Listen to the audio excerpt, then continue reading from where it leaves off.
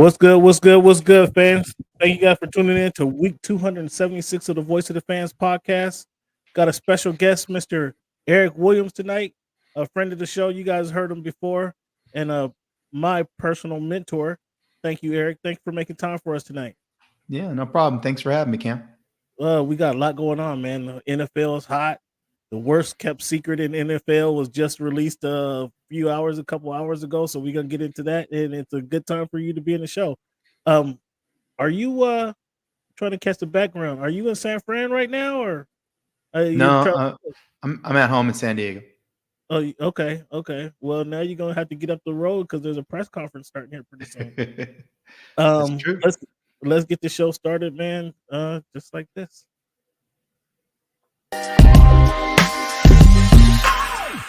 Am I speaking to right now? Cameron. My name Cameron. Cam Buford. Hey, it's Peter Rosenberg. I'm hanging on my man Cameron Buford right here. I'm a Dolphin fan. This is a big year for Tua to prove that he's a franchise quarterback. I'm more a fan of boxing. Boxing is my main sport. As a competitor, how much does that competitive spirit get in there and say, I want to fight this guy. I want to get some of this guy. Of course I want to fight all the guys. Of course that. But at the same time, like I keep telling you, it's a business. Talk about that loyalty for a moment. I'm staying there to try to make a change. Get back to the youth, get back to my community and show them that there is hope that you can make it out. Only thing is you just got to be dedicated. You got to keep your head down and stay on this course that you're heading towards. Think about it like this. The promoter pays the fighter. The fighter pays the manager. Okay. So the manager works for the fighter. The fighter works for the promoter. Okay. If you can see, you can believe. So you are lifting weights currently?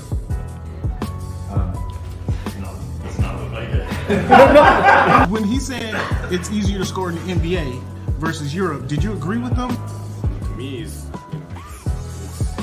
easy to score all over the world.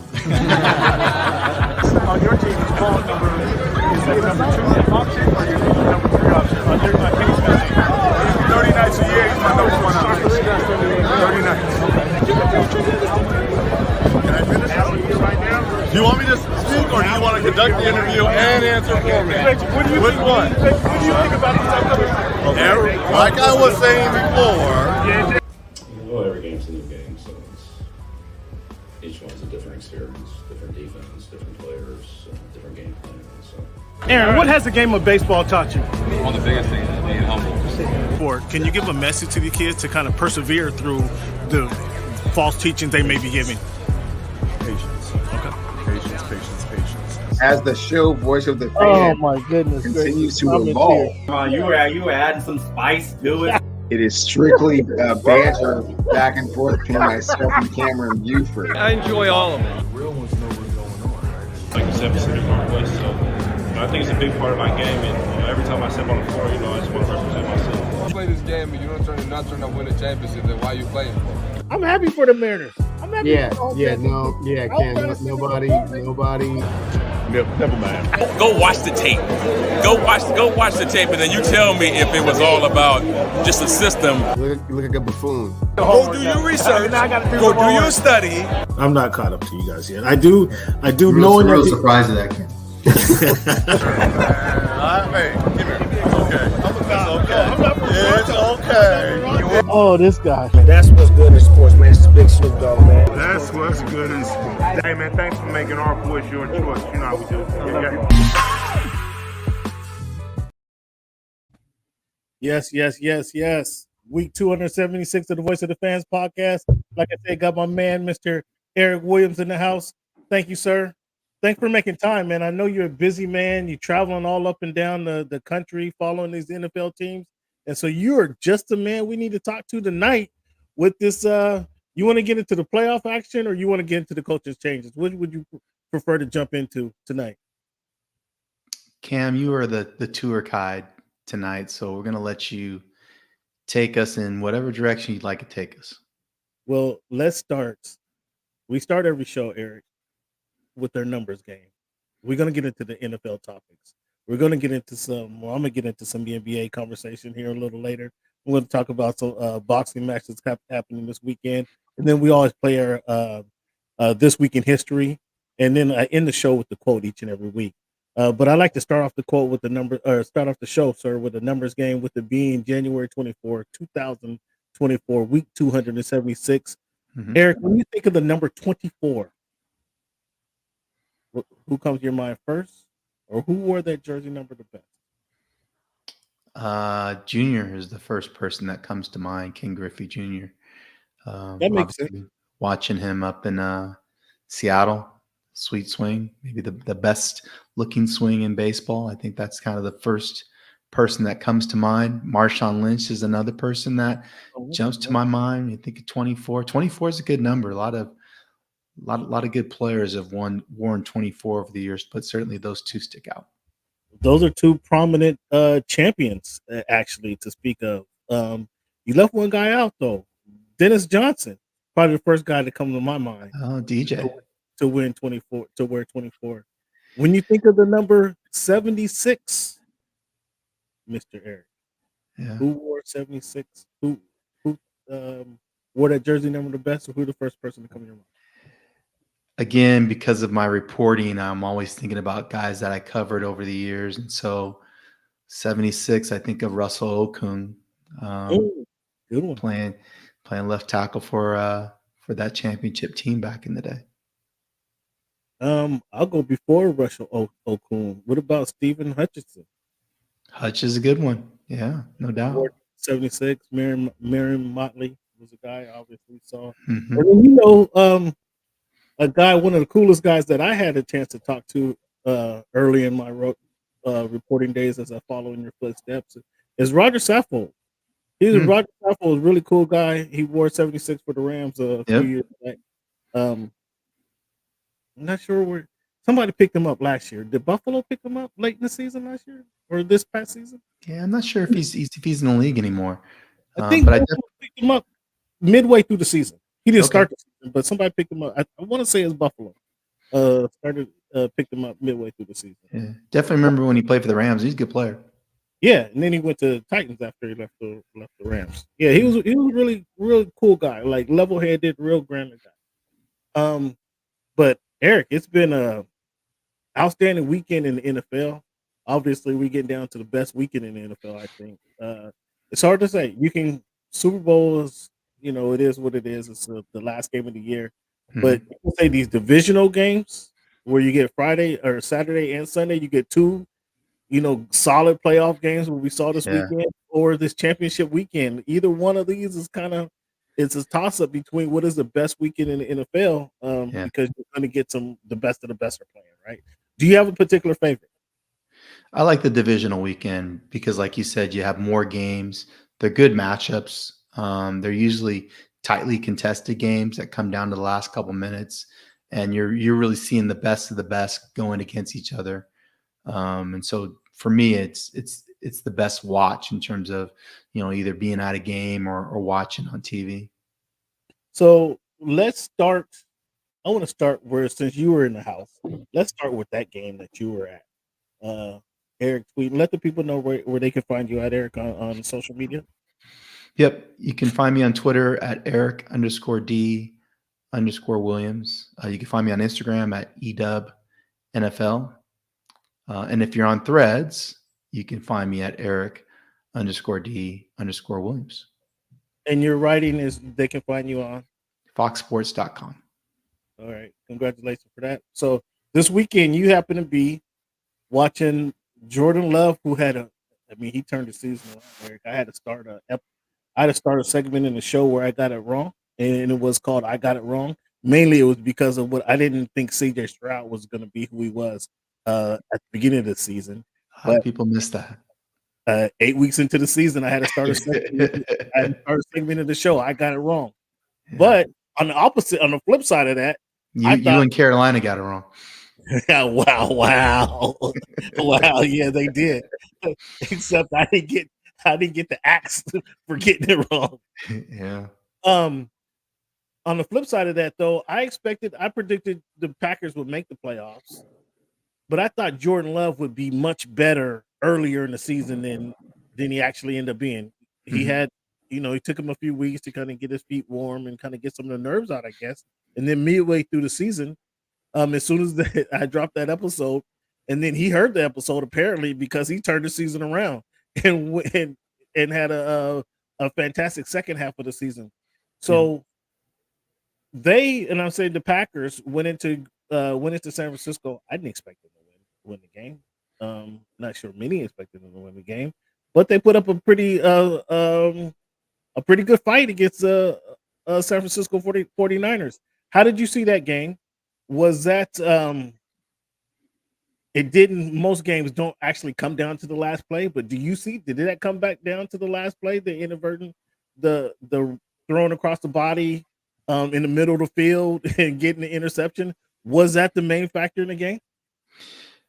Well, I was surprised. I thought it would be competitive, but I thought that the 49ers would control the game, and it was actually the opposite. I mean, the Packers really controlled the game from the onset, and that surprised me. It surprised me. It surprised me how well the Packers were able to run the football with Aaron Jones, and then it surprised me how well they're able to protect Jordan Love, because I didn't feel like they got a lot of pressure on him, being the Niners. No sacks. They were able to pressure him late, and that's why he ended up throwing a couple picks. But I thought the Niners were exposed defensively, and that's obviously one of the strengths of their team. But maybe it's good for the Niners that they went through a game like that where they had to face some adversity and needed to come back at the end, because that was kind of the narrative, that Brock Purdy couldn't come through in clutch situations. Obviously, the final drive, he's able to lead them to a score, and then they're able to shut down Jordan Love and get the pick at the end. But it was definitely concerning to see San Francisco come out and play like that in their first postseason game. And now you wonder, against the Lions, who I think are a better team than the Packers, what the 49ers are going to look like, particularly if Debo's not able to play this weekend. So you brought it up. Brock Purdy is everybody's wild card on the Niners. Now, for those of you who listen to the show, I've been a Brock Purdy supporter. Oh, you're not a Brock Purdy hater? No, absolutely not. I think that surprises me. The what? Are you kidding? Cleveland is a Brock Purdy hater. Oh, okay. I got you. I couldn't wait to get him this week when he had everybody wants to. Oh, what can he do when the pressure's on? What can he do when the late games when the team is down? Can he bring the team back? Blah blah blah blah blah blah blah. Brock Purdy has played serviceable football from the time he got under center. Better than serviceable. MVP caliber football this season. But yes, better than serviceable. I'm the haters have me clueless, because he's been better than serviceable, and there was a point where he was playing MVP caliber football this season. I thought. And so, what was your thoughts on Brock Purdy going in before this game, before that final drive? Mm-hmm. Were you a believer in Brock Purdy? Were you believing it was a coaching? He's leaning on that good defense. He only can make something happen with Debo Samuels in the game. That was another thing that I thought he dispelled that myth, because Debo only played a few snaps and he couldn't perform without Samuels. What was your thoughts on Brock Purdy going into the game, did that final drive surprise you at all? Well, first of all, I think something we're not talking about enough is the fact that Brock Purdy came back from major elbow surgery in the offseason. Great point. And he hasn't missed a game. And it hasn't really affected his performance on the field. In fact, when you consider, that he spent most of his offseason rehabbing and not really getting ready to play his second season, it's very impressive the way he's played over the entirety of the year, and the fact that he's been durable enough to go out there and play when his number is called, and not only play, but again, play at a high level. So there's that. I think he is a perfect fit for what Kyle Shanahan wants to do in the offense, and he's a high-level executor of Shanahan's system. The ball goes where the ball is supposed to go. But not only that, the ball is on time and on target. I think that people don't give him enough credit for putting the ball where he needs to put it, because there's a lot of guys that can't do that. He kind of reminds me, if you want to use a basketball analogy, Steve Nash back in the day, playing with a bunch of guys that could fill the basket when he was with the Suns. You look at Steve Nash, and you're like, he doesn't look like Magic Johnson or any of the point guards we grew up watching, Isaiah Thomas, in terms of his athleticism. But as a distributor, he was legit. He was a high-level distributor of the basketball, and he put the ball in places where it made it easy for people to score. Purdy puts the ball in places that makes it easy for guys to make plays after the catch. That's the one thing that jumps out to me. And then I think one of the things that people don't give him credit for is he's actually a better athlete than maybe people are willing to give him credit for. He can move.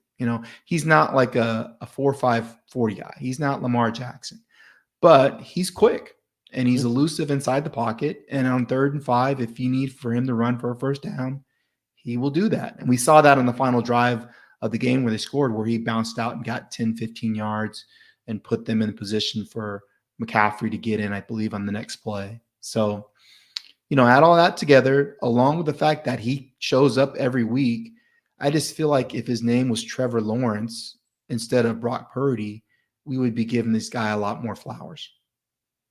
Trevor Lawrence, you brought up a sour name there. Trevor Lawrence is somebody we need to see a lot more from. Trevor Lawrence would be happy with the season that Brock Purdy had. He would be more than happy with the numbers that Brock Purdy is putting up. But Trevor Lawrence is a number 1 overall pick, so we expect him to play like that, where we don't expect a 7th round pick to play like that. And I think Richard Sherman is kind of a kindred spirit of Purdy and has been defending him because Richard was in a similar situation as a 5th round pick who had to jump over people to get on the field.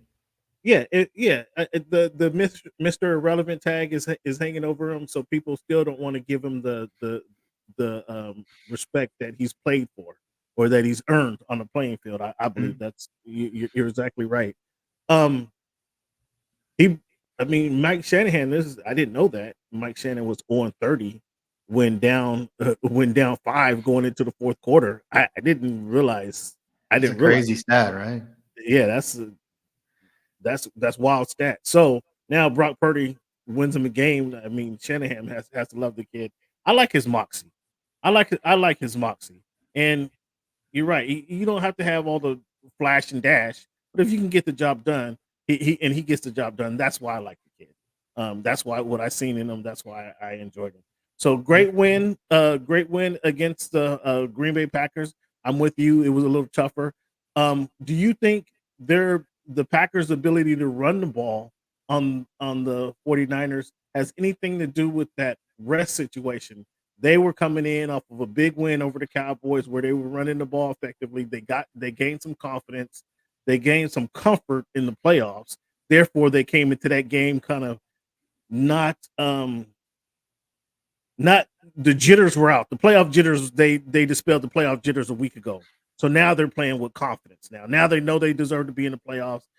Now they're playing with confidence, and it didn't really matter who was playing in front of them.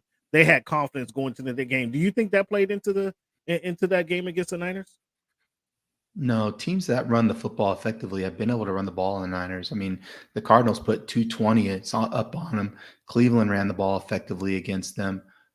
They've given up some big rushing performances over the duration of the season. And I think one of the reasons they do that is they're really built to rush the passer and not so much defend the run because of the kind of bodies they have up front defensively.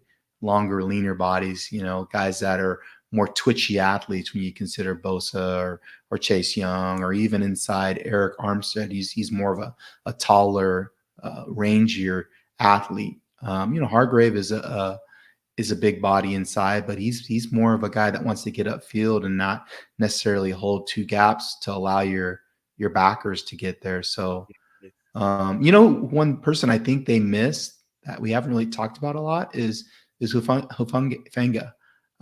He was a guy that got to the line of scrimmage quick as a safety and was a pretty good tackler. And I think that's been one of their issues, has been missing tackles in space and getting guys on the ground. So it's an issue going against the Lions because the Lions are effective running the football. You just gave a bunch of Lion fans some hope there. I wouldn't be surprised the Lions win this game. Well, let's talk before we get to your predictions. Let's talk about their win over the Buccaneers. Um, how do you feel about the Lions and Jared Goff? You covered Jared Goff when he played for the Rams. Yep. How do you feel? I believe Jared Goff was a good fit for the Lions. Um, a guy who was overlooked, a guy who was kind of kicked to the curb, if you will. Some guys with some chips on their shoulder, if you will, Mhm. like playing with Dan Campbell, who I mean, he's not going to tell you he's been overlooked, but he was overlooked before. He's had a head coaching job, uh, interim coach for the Dolphins. Was kind of overlooked, was laughed at when he actually got the job for the Lions, and he has a chip on his shoulder. And he coaches. I mean, he's a great fit for that team where they're playing and they're trying to prove everybody wrong week in and week out. And they have a solid game. Mhm. I was kind of surprised that only thing I'm surprised about the Lions, what they did is swapped out the running backs last season. They got essentially cut the guys, and then they drafted a rookie, and then they brought in the journeyman running back that they have now. Montgomery. Brain fart. They drafted Gibbs, number 5. What's his name? David Montgomery. Yeah, Montgomery from the Bears. They got him from the Bears. I was surprised that they switched those guys out. Like DeAndre Swift, I believe, is a good running back. Yeah. One of Eagles' problems is they stopped giving DeAndre Swift the ball at the end of the season. I mean, they ran him well midway through the season, up into the halfway point, but they stopped giving him the ball for whatever reason.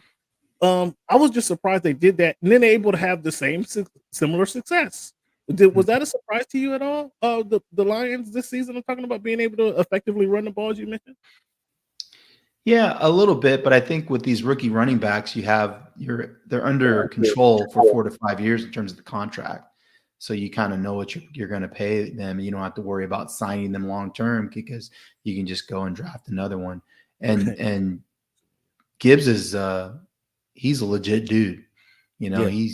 he's not just a regular running back. I mean, he can do a lot. He can also catch the ball out of the backfield, so that gives you an added dimension to your offense, like McCaffrey for the Niners. And that's how they're built. You know, Dan Campbell wants to be balanced. He wants to run the football to protect Jared Goff and not have Jared Goff carry the offense. I think they've done a nice job of giving Jared Goff confidence, so he's playing to the best of his ability, and they're protecting Jared. That was one of the issues that I saw with McVay is he would put Jared in a lot of tough situations where the protection wasn't there and he had to get the ball out quick. And that wasn't Jared's strength. But if you ran play action and you ran 3-man routes and you protected him, you know, Jared was accurate with the football and has a good arm and he could slice and dice you a little bit. And so that's, to me, is going to be a thing to watch with the Lions and the Niners. Are the Niners going to be able to get pressure with 4, or are they going to have to blitz? And if they do blitz, will they be able to get to Jared and make him uncomfortable? Because we know with Jared, he can't really move. I mean, that's like one of his weaknesses is he can't get out of the pocket and escape. And so you got to make him uncomfortable. Yeah, Jared, again, Jared's another guy, like as I mentioned, play with the chip on his shoulder. I like the confidence that how they built Jared up. And as you mentioned, if you protect him, if you keep the pocket clean, he can make some throws. The confidence was displayed on the third down. Excuse me, no. When they got the ball and to run out the clock, they could have run the ball kind of, 3 times and 3 and out. Instead, they let him drop back and throw the ball. Yeah. Amon-Ra St. Brown is borderline great. I really like that kid. He catches everything that comes in his vicinity. And he's great for Jared Goff because he can catch a bunch of balls. Yeah, exactly. So when you have a chance to run the ball out and instead you get a first down and the game's essentially over and they let Jared Goff drop back and throw the ball, I was like, that shows an abundance of confidence. And you saw it went to when for that completion. Why did the Bucs go for 2? Down 14, they scored a touchdown. They could tie. They could kick the field goal, be down 7, and they go for 2. Why? I thought that was they threw the. I don't mind guys going forward on 4th down. I was with Staley when he was doing all these 4th down calls, but in that situation, you miss a 2-point conversion. I think that takes away momentum from your team in a critical game. Why did you understand why they went for 2? The analytics say this or that. Did you understand it from a football schematic point of view? I don't understand it from an analytics point of view, other than that was the decision analytically, and it makes sense for them to do that. I guess if you don't get it, you can still go for 2 again the second time if you score a touchdown. If you do get it, then you're in a better position when you get the score the second time around. I agree with you. I don't like the fade ball in that situation. I think there's more plays you can get to that give you a better opportunity to get the 2-point conversion. And when you watch the Chiefs, I feel like they're very creative in those situations and do a better job of getting their playmakers open in those type of plays where you're compacted near the goal line and you're thinking of innovative ways to score. Fade ball is a low percentage play. So I'm okay with the call. I understand why you would do it, I guess. Analytically, I just didn't like the play call itself. I think you need to do something else in that situation. Yeah, I didn't. I just think at that moment you're down 2 touchdowns. I think it was a little 8 or 9 minutes to go in the game. You take momentum away because now you're in the game. You scored a touchdown, you're in the game. You kick a field goal, you're down 7. You need a stop. And again, it wasn't 4 minutes to go in the game. You had a couple stops. You could have got a couple stops, or you had time to get a couple stops and still score. I just think you rob your team on the momentum because now we have to do this again. You have to come up and be creative again. It's like, why put yourself through that? I didn't think that was the right call at that moment. But the Bucs have already played. I mean, they were playing with house money. So I guess when you're playing with house money, all right, let's take a chance. What does it matter? So Eric I'm surprised you're giving the Lions a chance in this game against the Niners this weekend. What did you kind of the clock struck 12 on the Texans against Lamar Jackson and the Ravens. They went into halftime tied up, and then from then on, the Ravens just came and they ran the ball, ran right through the Texans the rest of that game. I think their defense, what I've liked about Harbaugh, John Harbaugh, the older brother. He's the older brother. Yeah, I believe he is the older brother. There's been no, regardless of who's been on the team, who's played on that team, like the personality of that team has not changed. Even with Lamar as the quarterback, the personality, they're still a running team. They still play great defense, and you're going to have to play tremendous football just to beat that team. Even at if they're 8-8 or they're 13-3, they're going to play good defense. You're going to have to play tremendous football to beat this team because they don't really traditionally do not beat themselves. And their defense is awesome right now. There's a bunch of no-name guys. This could be the no-name defense of this generation because they just have a bunch of guys who just come out there to play football and bash your head in. And if you can't stand it for 60 minutes, you're going to get beat. What was it, 35-10? How they came out and beat the Texans. Even the Texans had a great season. The Texans was playing above their head. CJ Stroud is awesome. I didn't expect to see this in this season. So let me say that. CJ Stroud is awesome. You talked about Brock Purdy giving his receivers a chance to catch and run. CJ Stroud's ball placement throughout the season has just been exquisite. And boy, oh boy, the Texans got one. I don't scout players, but did you see that coming from him this season?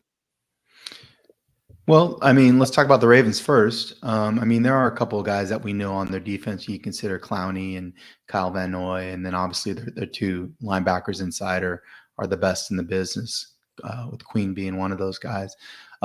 You're right. Like the Ravens have an identity, a way that they want to play that really hasn't changed, over the last 20 years, to be honest, which is, Right. physical, beat you up on defense, run the football, be balanced on offense, and be good on special teams, and basically make the other team beat you. They're not going to make a lot of mistakes, and that's effective at the end of the season and in the postseason when you're playing in games where you're going to have some weather. I expected Stroud. Switching back to the Texans, I expected him to be good, but not this good. I know there was a lot of talk going to the pre-draft with the S2 cognition test and him not doing well, and being a little, I guess, in your feelings in terms of how he dealt with coaching. There was a lot of stuff out there, and I think that maybe affected people's decision making when you just watched him play, and all you have to do is go back and watch how he played in the national championship series. And that was kind of your answer. I mean, he sliced and diced teams. And so, he effectively made the transition from college to pro pretty seamlessly. Give credit to the Texans for surrounding him with good coaching and good players to help make that transition. I think they did a good job of, bringing in Bobby Slowick to be the offensive coordinator, giving him some pieces on offense, putting him in an offense where he could be effective. They basically did everything that the Panthers did not do for Bryce Young. And the results are the results. Real quickly, can the Panthers turn that around, or is Bryce Young not an NFL quarterback? I think Bryce Young is an NFL quarterback. I think he has to be in the right system. I think he has to, have somebody to give him confidence. I think it's interesting that, they're interviewing Dave Canales because Dave was around when Russell was with Seattle. He was the quarterback coach. And I think is a really smart X's and O's guy, having been around him. Dave Morgan is the GM. Dave Morgan was with Seattle for 8 years, obviously knows Dave Canales well.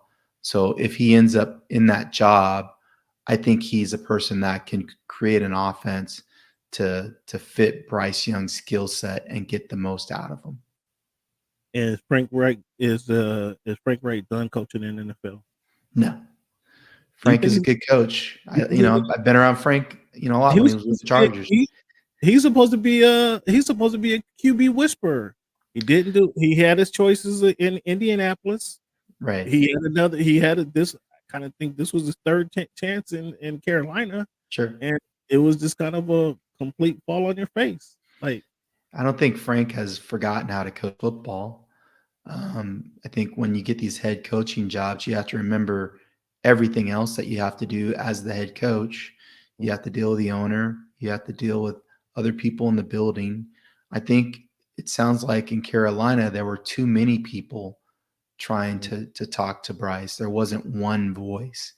When you consider everybody that was there, it was kind of an all-star coaching staff.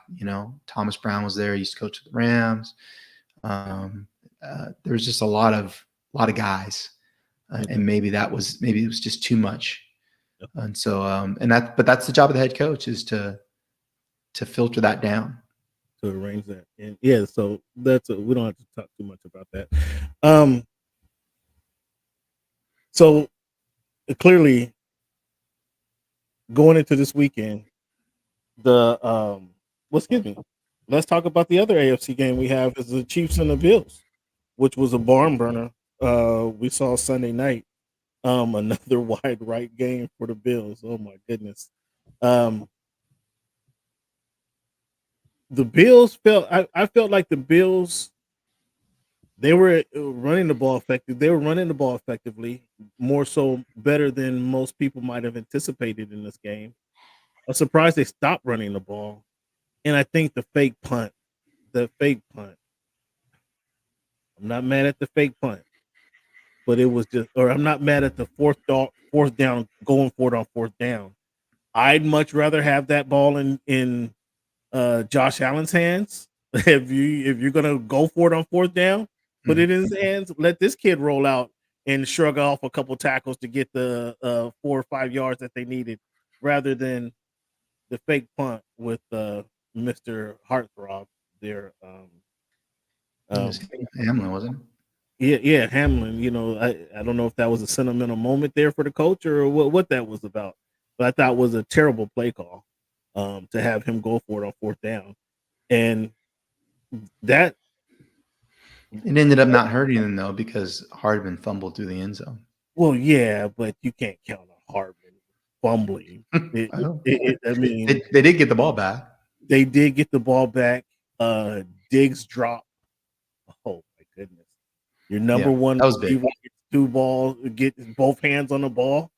I mean, we've seen better passes from Allen, but he did get both hands on the ball. Yeah, I don't know why he's trying to bucket catch it rather than catch it with the hand. That was a huge drop. Do you think going back to that Hartman call before you go, do you think they should change that rule? If he fumbles in the goal line and it goes out of the end zone, do you think that rule should be changed?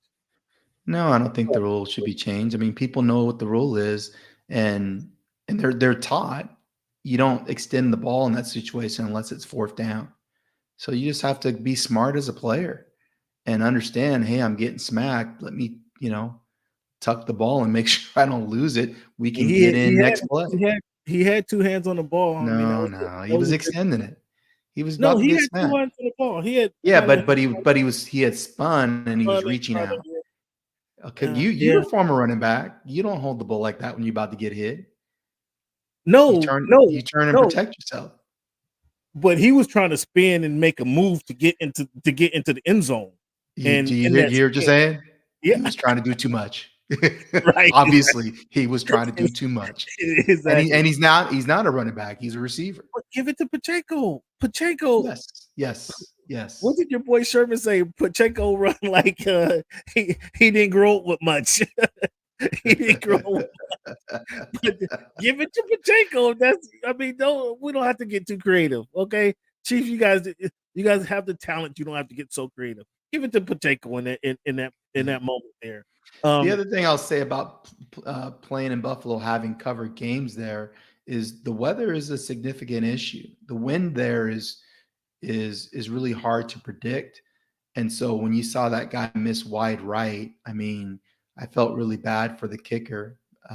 But I mean, it's a hard place to kick. He's been kicking there all season. He's been kicking there. It's a hard place to kick, and it's a hard place to judge which way to put the ball. And you saw what the kick did. I mean, the kick just took off on him. So, I mean, it is what it is. And that could have also affected Diggs on that long catch, trying to judge the ball, with the wind and the conditions. So, I know they're professional athletes and no excuses, but that is a tough place to play. It's not a dome.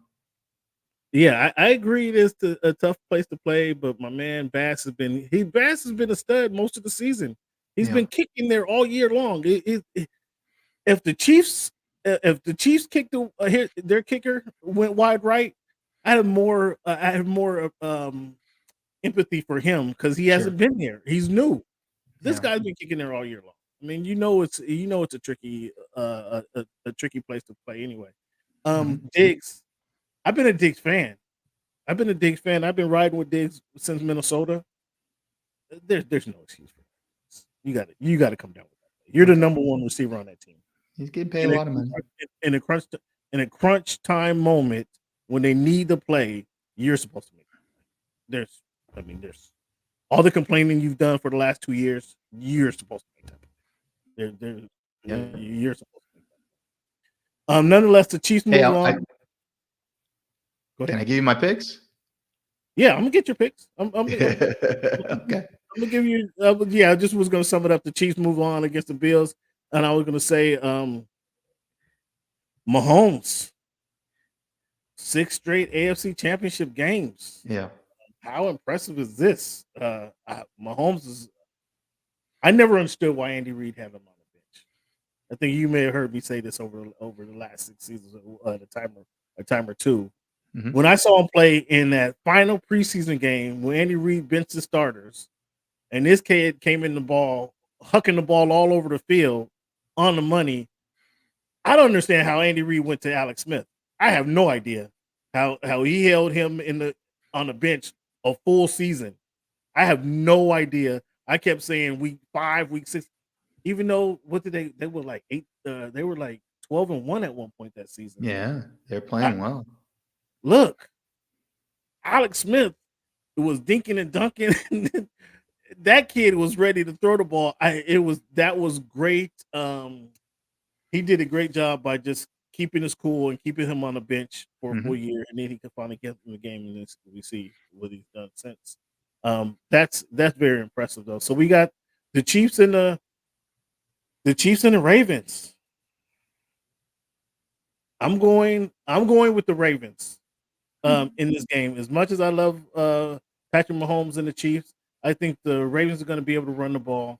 I don't think they're going to allow many big plays from the Chiefs. Like they're going to be able to control Pacheco. Rashid Rice isn't going to go 8 for 130 like he did against my Dolphins. Kelsey may make a play or two, but that's going to be answered by likely in Lamar Jackson. I think they're going to do just enough to win. It might be a 24-17 game. I got Baltimore winning that game. What say you, Mr. Eric, Fox Sports? I got the Chiefs 30-24. I think the Chiefs are a team that's led by their defense, which is different, obviously, than in years past. This is the best defense that Mahomes has ever had, that he's playing with. Had a chance to watch them up close against your Dolphins. They fly around the football. I think they'll stop the run and make Lamar beat them with his arm. And I don't think Lamar's capable of doing that. And then for me, the X factor is Mahomes. I just think he's special. And in those situations, when the lights shine brightest, he plays his best. And so for me, I think Mahomes is going to make the plays in the critical situations. I haven't seen Lamar do that yet. And so I've seen Mahomes do that a lot. Now, Eric, Eric, you of all people have told me you need a quarterback who has some mobility. Mahomes has mobility. He does have mobility. Sure. Wow. You're not confident what Lamar Jackson is able to do in crunch time? I'm from Missouri on Lamar. I want to see it. Show me. Wow. I mean, he's gonna win his second MVP. He's deserving of that. He's played well during the year, but he's still 2-3 in the postseason, and he hasn't been to a Super Bowl. And I think this is his first time playing in an AFC Championship game. So, let's see him do it. You say 2-3 in the playoffs. Obviously, he just won this last weekend, but he's not the same player he was 4 years ago. Hey, the quarterback and the head coach are the only people that we throw the record on. Wow. Because they have the most control over the game. You guys hear it here first. Mr. Eric is going, it says Missouri. He's from Missouri on Lamar. You got to show him, huh? It's going to be a good game. It's going to be a good game. It's going to be a great game. I can't downplay Patrick Mahomes' capabilities at all. What you're saying is not wrong. I can't disagree with you. I can't say I think Lamar has shown the weapons that he has. He's had better weapons on this team than he's ever played with. If Andrews comes back, he has two tight ends that are two capable tight ends. I don't know. Can number 38 can he guard Flowers? Is he going to be able to guard? Is he going to follow Flowers across the field? It'll be interesting to see if that's what they end up doing. I think they're going to play a mix of coverages. I don't think Flowers is the guy that you need to follow, to be honest. But don't follow him. Don't yeah, follow him. He's going to get open. He's going to get open against anybody you put on him. Not if Lamar's on his back. Yeah. It's going to require Lamar to be special. It will require Lamar to be special. That I grant you. But I think he's playing with the comfort level that they're allowing him to be special, and they have the run game to where he doesn't have to. It's not going to be all on Lamar. They're running back. Now they have Dalvin Cook, Justice Hill, Edwards. Like that running game that they have is effective. And they might get Mark Andrews back. Yeah, that's what I'm saying with Andrews. So that gives them 2 tight ends. Like their offense is. They're not going to. You said what? You said 30, 24 to 30. Yes. Like they were able to score 35 points on the Texans because they got a couple picks and they capitalize on that. And that offense needs the turnovers to capitalize on for them to go over 30 points. That I will agree with you on. If there's no turnovers, they'll be right there in that 24 to 27 range. That I agree with you. But the defense is showing that they're able to create some turnovers. And then their offense is just a steady offense. I'm gonna have to disagree with you. I got 20. Rams took the Ravens to overtime. In week 7, Eric? What week was that? I think the Rams got 30 on them. Was that 2 months ago, Eric? Hey, I'm just saying, man. Like, I mean, who's better, the Rams or the Chiefs? Wow. I mean, a good point. You make good points. And so let's hear what you got on the Lions in San Francisco. Are you going to be at that game?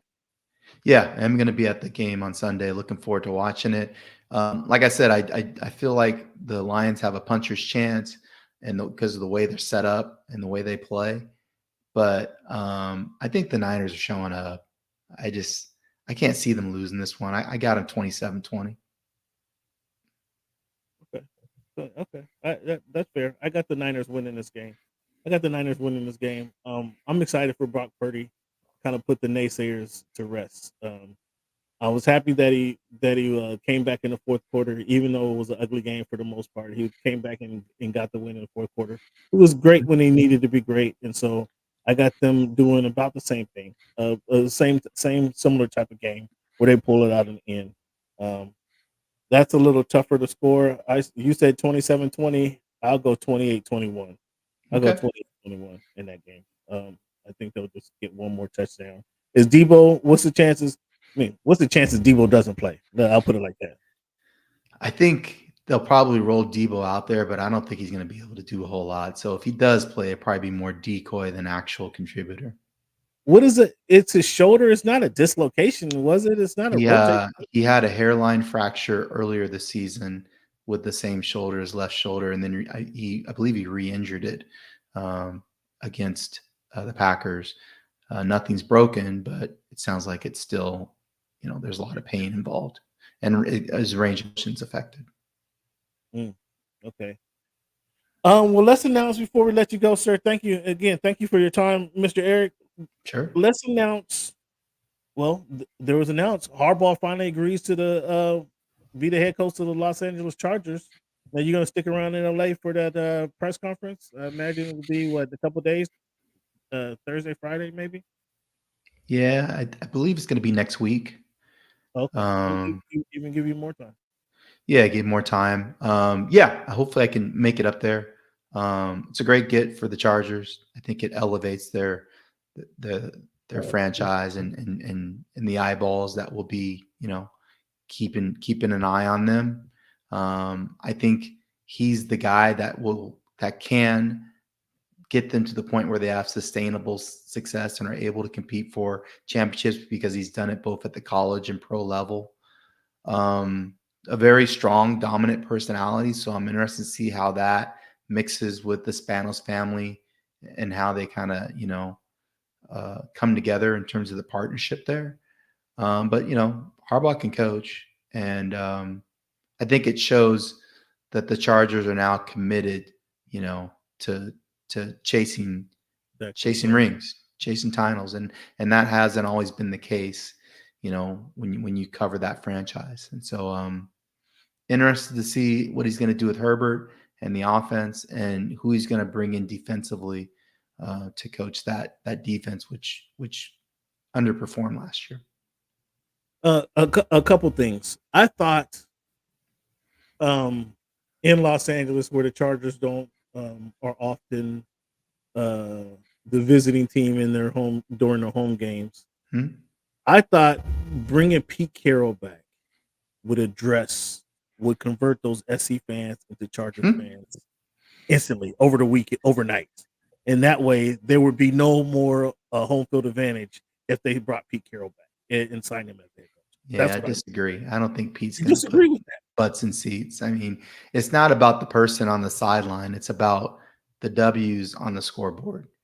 If you're able to win not just one championship, multiple championships, that's the only way you're going to change a large portion of that, the sports fan base in Los Angeles, and get people on board. Look at the Rams. The Rams won a Super Bowl, and they still are, have people taking over their stadium. So it hasn't worked with them, and they won a Super Bowl. So what makes you think that Pete's going to convert 20,000 SC fans and they're all going to become Charger fans? I don't see that. You don't believe it. The reason I say that is being in Southern California as I was, the amount of Seahawks hats, jerseys, uniforms that I saw roaming around the streets of Los Angeles.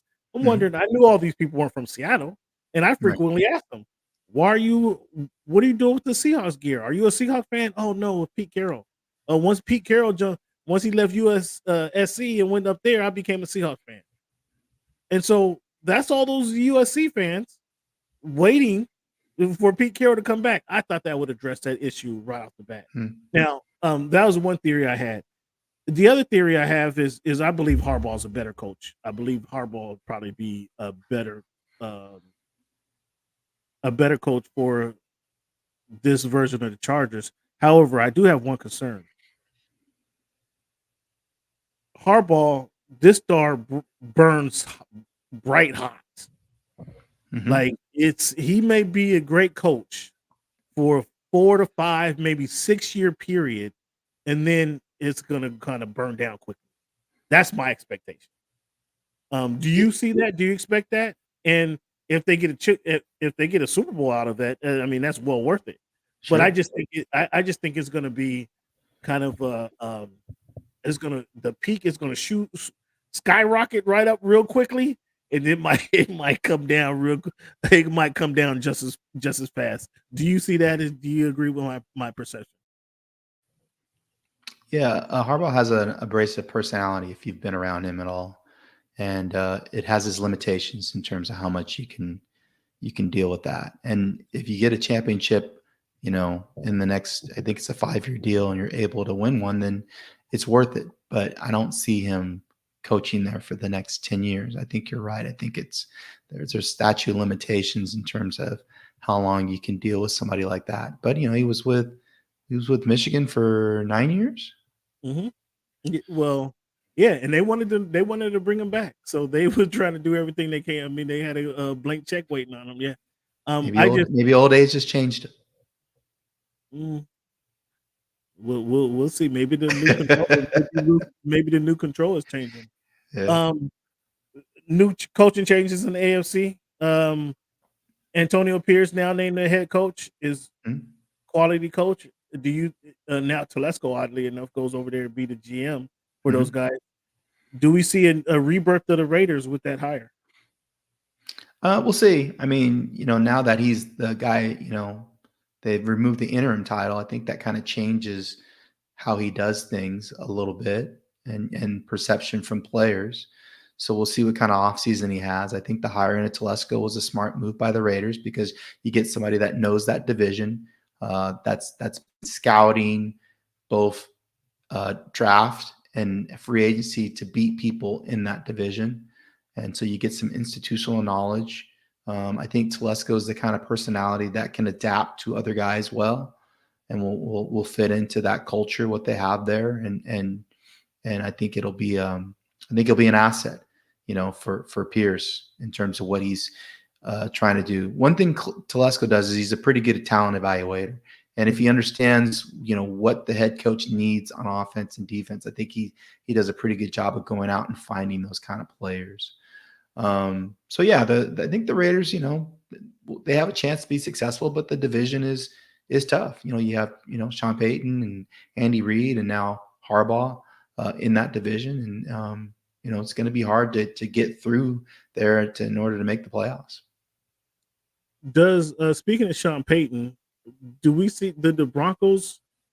They were Russ was kind of making a resurgence late in the season, and before they just kind of pulled the plug on that. Mm-hmm. Does Sean Payton get that team back? Get that team back because they're not in a position to draft a quarterback, or they're not in a high draft position to draft a quarterback. They're gonna have to do some finagling around or bring in a veteran.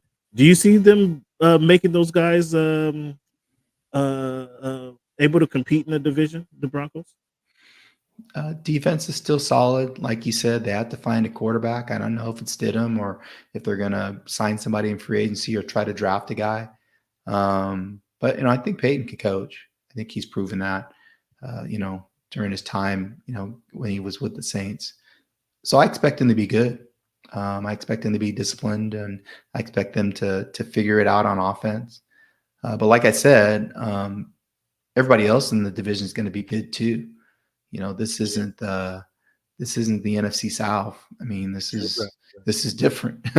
So there's no gimmies, and I'll be interested to see how he competes with the rest of that division and the rest of the league. But I do believe that Sean can coach.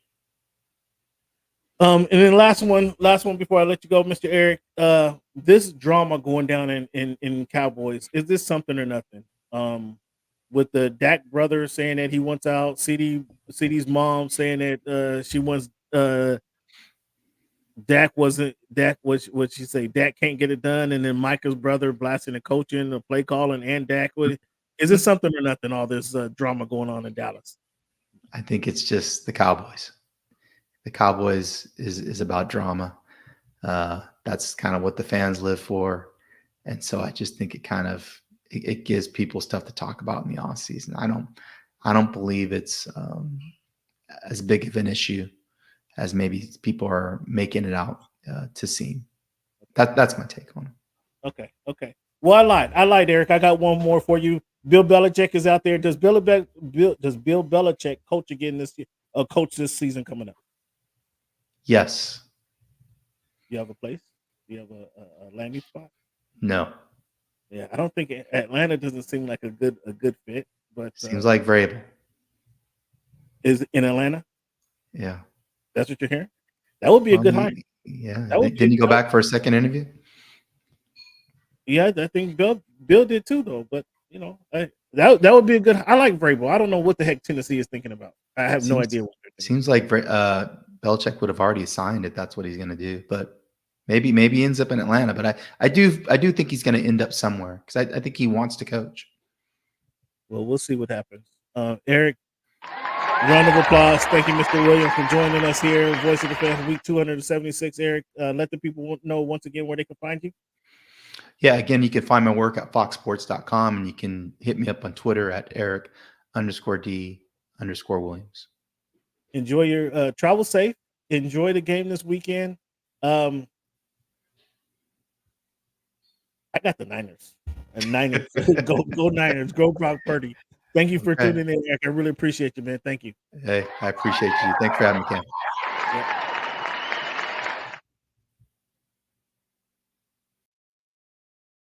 So you guys have heard it there from Mr. Eric Williams. Please get your picks in. Let me know what you think of Eric. Eric says the Lions have a chance to beat the Niners. He also says he's going KC over Baltimore. I disagree with him in that particular game. I have Baltimore meeting San Francisco 49ers in the Super Bowl here in a couple weeks. So that's going to be very odd. I'm going to have to get Eric back to come back online and talk about that game. Fans, now, as you heard, the Los Angeles Chargers have now signed Harbaugh. They got their man. Can Harbaugh take them to the limit?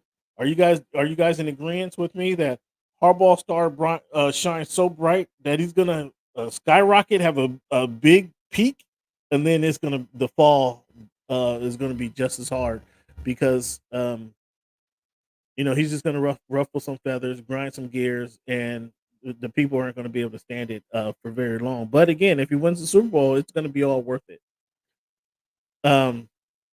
That's pretty much our NFL talk. Again, I don't have Cleveland with me today, so I just tell you his predictions for this weekend. Cleveland, like Eric, has KC beating Baltimore. Cleveland, because he's hating on Brock Purdy and the 49ers, has Detroit beating the Lions, or Detroit beating the San Francisco 49ers. You guys know, I know that San Francisco's going to win that game at home before a chance to go to the Super Bowl. We know that. I got Baltimore at home beating KC for a chance to go to the Super Bowl. So Cleveland's going to be wrong in both of the games that he's predicted. He's even in the picks against the spread. He's even taking Detroit plus the 7 and KC plus the 3.5. Cleveland, sorry, buddy. Sorry, buddy. That's not happening. That's not happening at all. So that's pretty much our NFL talk. I'm gonna jump right into our NBA talk this week, and I'm supposed to have another guest here. Let's see if he jumps on. What's up, Red? Jump online, man. I'm email you so you can jump online. Ravens over the Chiefs, absolutely. 49ers over 49ers. You got Lions over 49ers too? No. Come on, man. I'm going to email you, man, so you can come in and talk about that. Explain to the people how you got the Lions over the 49ers, man. There, just sent you the email, man. Click on the link. How do you got the Lions over the 49ers? What? Oh, you still working? How do you got the Lions over the Niners? What's the logic? What's the logic there? Hey, talk to the people. Let them know the logic there. I don't believe that's going to happen. I don't believe that's going to happen. Let's jump into some NBA, and I'll wait for your response, man. The Bucks fire Adrian Griffin as HC of the Milwaukee Bucks. They have a 30-13 record. The only time this has been done is similar to when Black was fired from the Cleveland Cavaliers, and then they brought the coach off the bench. They brought Ty Lue, who was on the bench at the time. But now they bring in a head coach. Granted, Doc is familiar with the NBA. He's familiar with coaching talent. Giannis is not KD of those 2008 Boston Celtics. So he is not KD, or excuse me, not KG. He is not Kevin Garnett. However, there are similar talents there, a similar skill set for Doc to play with. And plus he has a point guard in Damian Lillard. But their issue is defense. He can't get Damian Lillard to play more defense. I don't think that's gonna happen.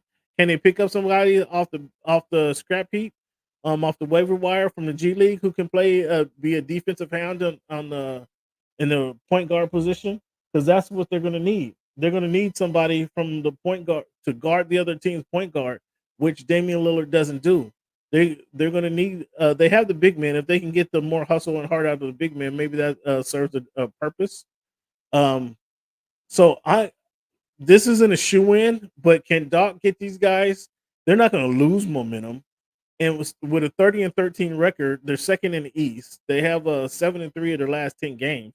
Like, there had to be some other stuff in the background for them to get rid of Griffin, because when to be number 2 in the East and have this record that you're having, to fire your coach, man, there has to be other stuff going on. So that's interesting that it happened like this. The Nuggets last week, they broke the Celtics undefeated home record. Again, the Nuggets are stepping up when they play top talent. They show that they're still the defending champions, and that they're going to be somebody to contend with when it happens. So the Nuggets aren't playing for the number 1 record in the NBA. They're just playing until they get to the playoffs, until they get to April and May. I think that's when we're going to see the best out of the Nuggets. We saw the Thunder beat the Timberwolves this week to take over the number 1 seed in the Western Conference.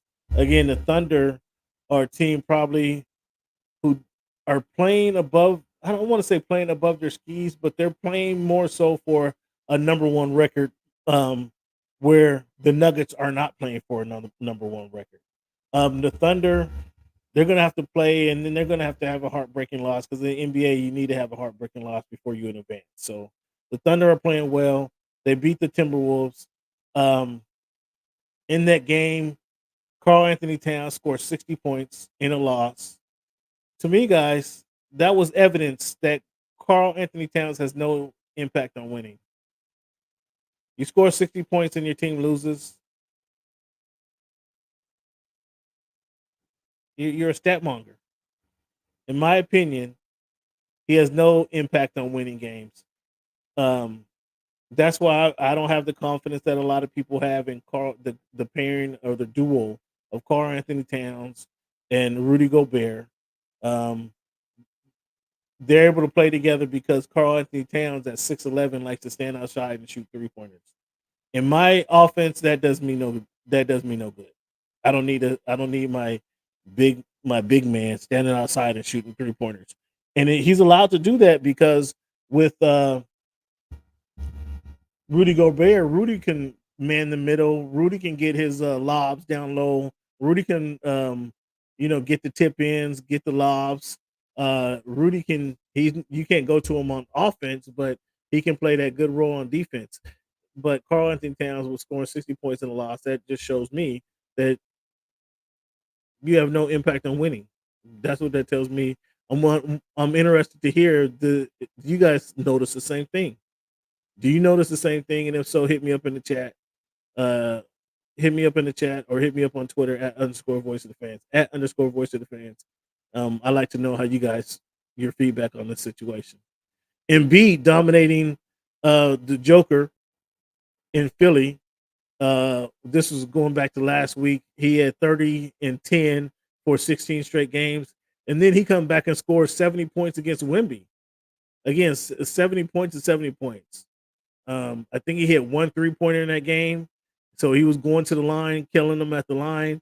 And it was Wemby, who's, he probably has 100 pounds on him, Wemby, right about now. Yet Wemby's, he's doing 70 points and 70 points. So 70 points and 70 points. And I told you guys weeks ago, what I really liked about what I heard early in the season, what I heard from Joel Embiid is he says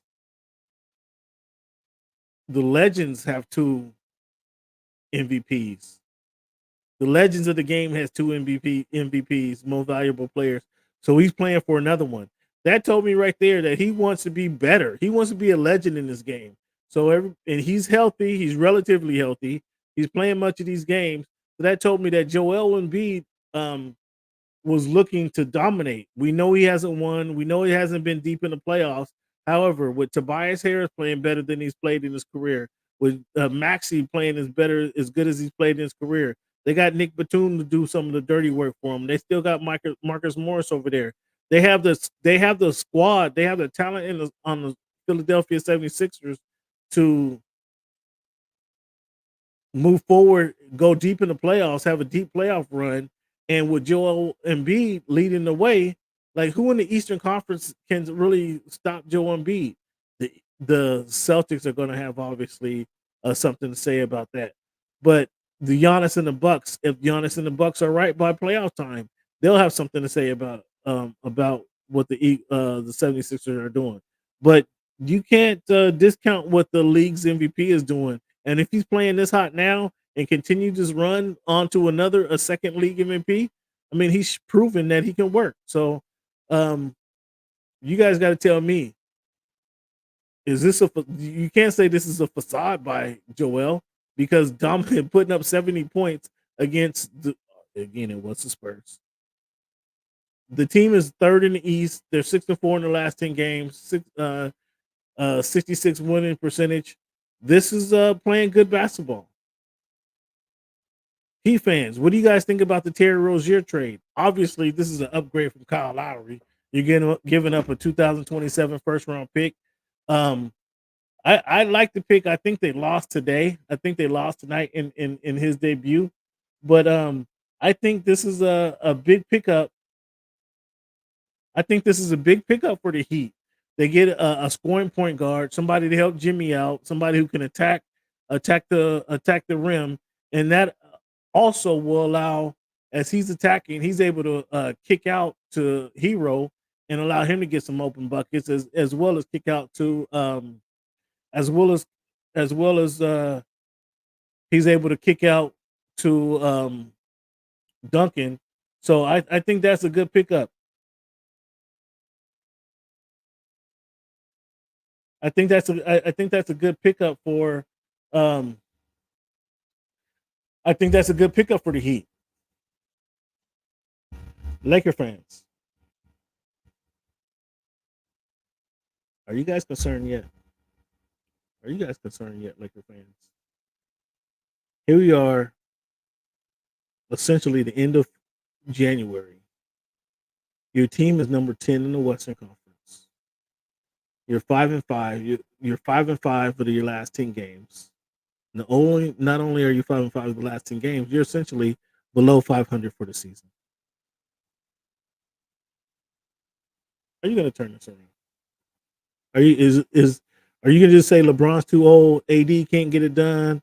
Are you going to blame Rob for not bringing all the pieces? Because at the when Rob made the moves this offseason, went and stole the bench player from the Miami Heat. When he went and got those guys, we heard Austin Reeves was going to be an all-star this season.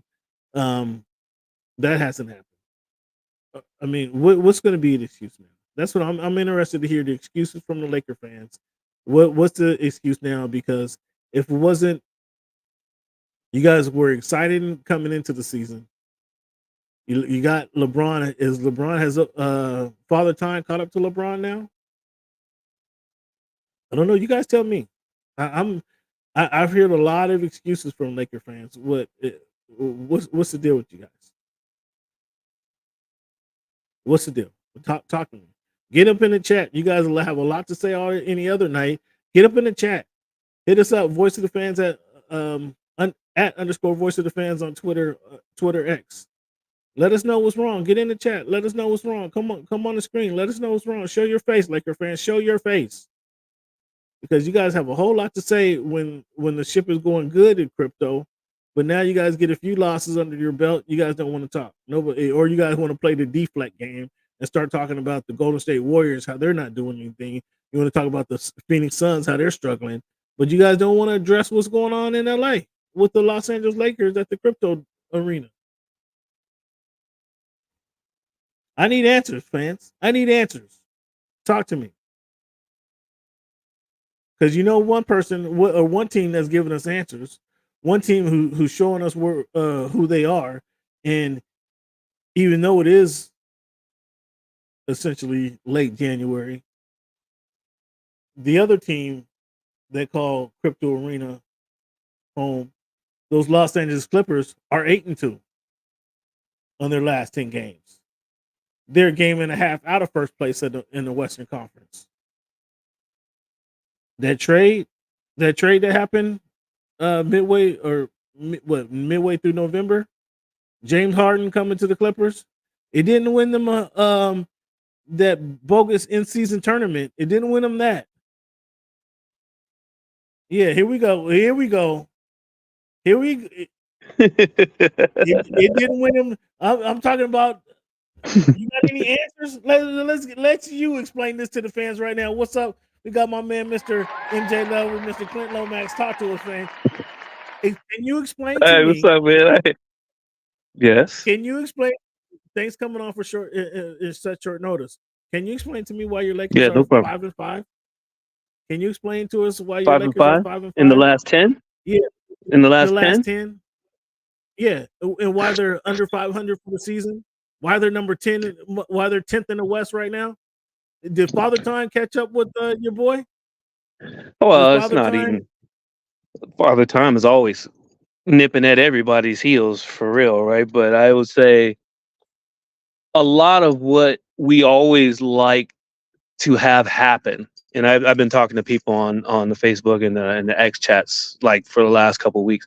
Everybody wants to build. Everybody wants to draft the young cats and groom them all the way through, to their second contract, and bumps and bruises be damned, and they'll grow, and somewhere in the 6th or 7th season it'll pay off for them. It doesn't work for everybody, and I'll tell you, there's 2 or 3 franchises that don't do that. One of which is the Lakers. The Lakers have never been a team that will nurture young talent for long periods of time if they do not produce. You can go down the list. We don't do it. We just don't. So with that said, it puts a lot of pressure on the young cats like Austin Reeves. And Austin Reeves on a chopping block? Is that what you're coming? Is that your slow way of saying Austin Reeves is on a block right now? I don't have any official word on that. I'm just saying the words in the street is saying that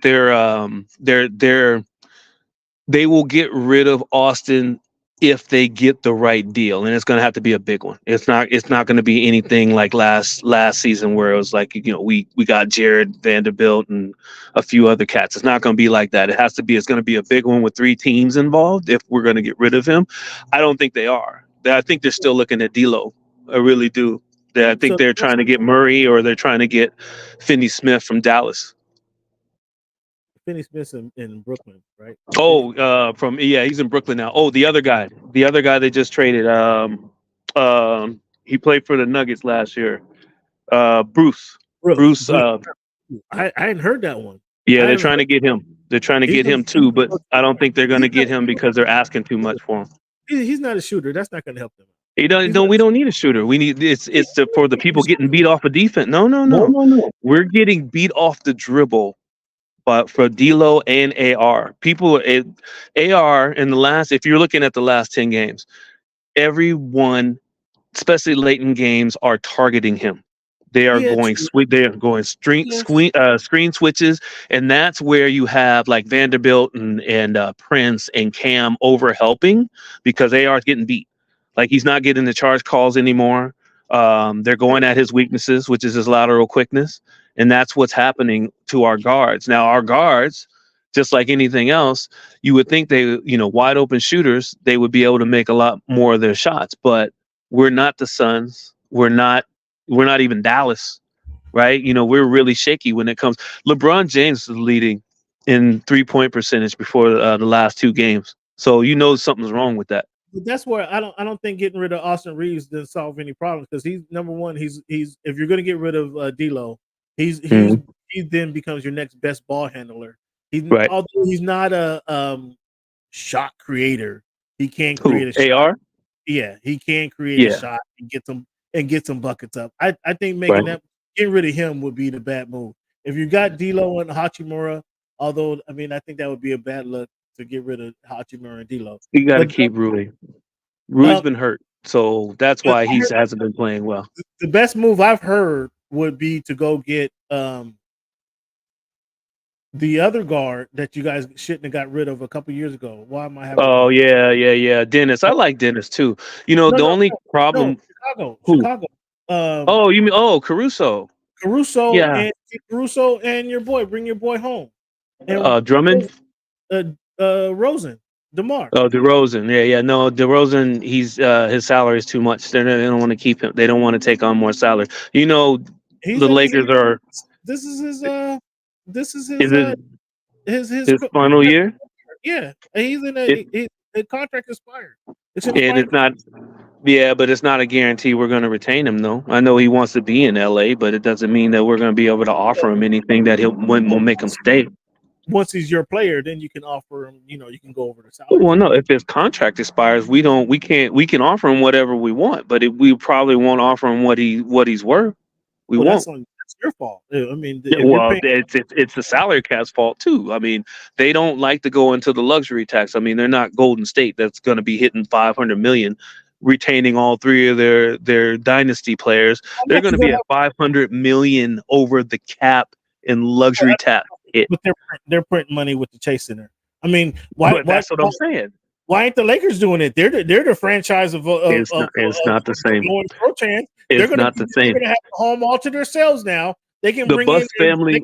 The Buss family does not own the whole. They don't own. They don't own. There is a what I forgot what the stake is. It was 40%. They sold 40% of everything years ago. They still have 51%. They're No. It's less than. Well, they're above. They're above 51%, but still, they still have to answer to the chairs, right? So you can't just be willy nilly with all that stuff. I'll say this. The main thing that needs to happen, and I thought of this before. Like I thought Drummond it'd be good to bring Drummond back, but I remember watching some of the games from when Drummond was here. And he could rebound like one of the best that ever played. The problem with him is that when he gets sucked out onto the perimeter, he can't guard anybody, and it's hard for him to get back and play, consistent defense that you need in the playoffs. It's just that was the whole problem with him playing with AD, and even without AD, he could get rebounds. But he couldn't. His defense wasn't good enough. It just wasn't. Okay, enough about those losers. Those losers. Let's talk about the winning team. The winning team in LA. Well, what's your thoughts on that winning squad in LA? Well, are you impressed with James Harden on the Clippers? Well, I always knew James Harden was one of the best point guards in the league. Like even when he was with OKC and they had to share the ball with Westbrook and KD and all the rest of those cats, man, he was the one that was unselfish, pass first, right? And I mean, we didn't even know he could be what he was until he went to Houston. Nobody knew. We knew he was good. I knew that was a terrible trade. I knew that was a terrible trade for $5 million. They had to do it though. They had to do it. No, they could have gave him. They offered him 54. He wanted the max at 60. They could have gave him 60. No. But it's not just about him though. They had to do that. They didn't want to do that because they were trying to keep Serge Ibaka, who was basically a part of. And at that point in time, mobile bigs is what everybody wanted. So they had to sacrifice James Harden. Well, I knew that as soon as I was sick that they traded him, and then he went into Houston, and he started lighting. He went crazy. The MVP year, but I have to say that I'm impressed. I knew James Harden was good. I knew the Clippers needed the ball. I've been saying for years the Clippers needed a point guard who can get easy buckets for Kawhi and Paul George. Yep. I knew that, and that's essentially what he's done. Exactly. 100%. That's what he's done. You know what? It's even better than that, though. It's better than that because he's a willing defender now too. Like he literally is, right? He's literally trying to be in the right spots now. With Kawhi off the floor, with PG off the floor, he's trying to be in the right spots. He's still making good swipe moves, which he was kind of underrated on that part just because his offense is so good. And he doesn't turn the ball over that much. But with that said, it's when you have weapons like PG and Kawhi, and then you also have Powell, who was a starter, and then you have guys coming off the bench, that are actually just flourishing. I mean, I looked at their bench and I'm like, okay, they could probably start their bench and still win a lot of games. But as far as like from December, what were they? They were 10 and they were 8-2 in December, and now they're 10-2 this month. So they're putting it together, and they got a good coach that knows how to call timeouts when they're supposed to call timeout. They also run their right stuff, and you can see in the end. Well, that's the thing. In the fourth quarter, and they did it against Brooklyn the other night when Brooklyn was about to upset them, and I put some posts up on Facebook to troll some people. I didn't think they were going to come back, but it didn't surprise me. But when you look at they went on a 22-0 run. Ty Lue called a timeout, put the death squad in. That's what they call it now in Clipperland, is their death squad. And they went on a 22-0 run with a bench player and 4 starters. So I mean, you can't ask for more than that. The only thing that we can say, and like you do a lot, and I do it too, just to troll people, is that they haven't won anything yet. Looks nice in the wrapper. You remember Dallas went to the finals in 2006 and got gentlemen swept by Miami Heat, came back as the number 1 seed, and they lost it in the first round to the Golden State Warriors. What was their motto that year? It wasn't strength in numbers, it was something else. But that was with Steven Jackson and they weren't the contenders that the Clippers are right now. We're playing with no Hall of Famers. They were number 1 seed though. Yeah, well, they got 4 future Hall of Famers playing on that team. And here, let me run down the list for you real quick. You got a little bit of time. So 4 future Hall of Famers. You got 2 of them are league MVPs. One of them finished second in league MVP with one of the future Hall of Famers in OKC. Then you have one that's a defensive player of the year. You also have another player that has made multiple defensive players of the year on that team. Then you got a guy that has a scoring title. And also there's another guy that averaged a triple-double for an entire season on that. And he instead of taking his full $40 million a year, he is taking the mid-level exception, which is around $7 or $8 million, just because he wanted to stay with a team that's not going to put too much pressure on him when the lights get hot. Did I get everything? Did I catch it all? I think I missed a few things. The fans heard that shot. Those shots. I think I missed it. I think I missed a few things. The fans heard the shots that you're taking.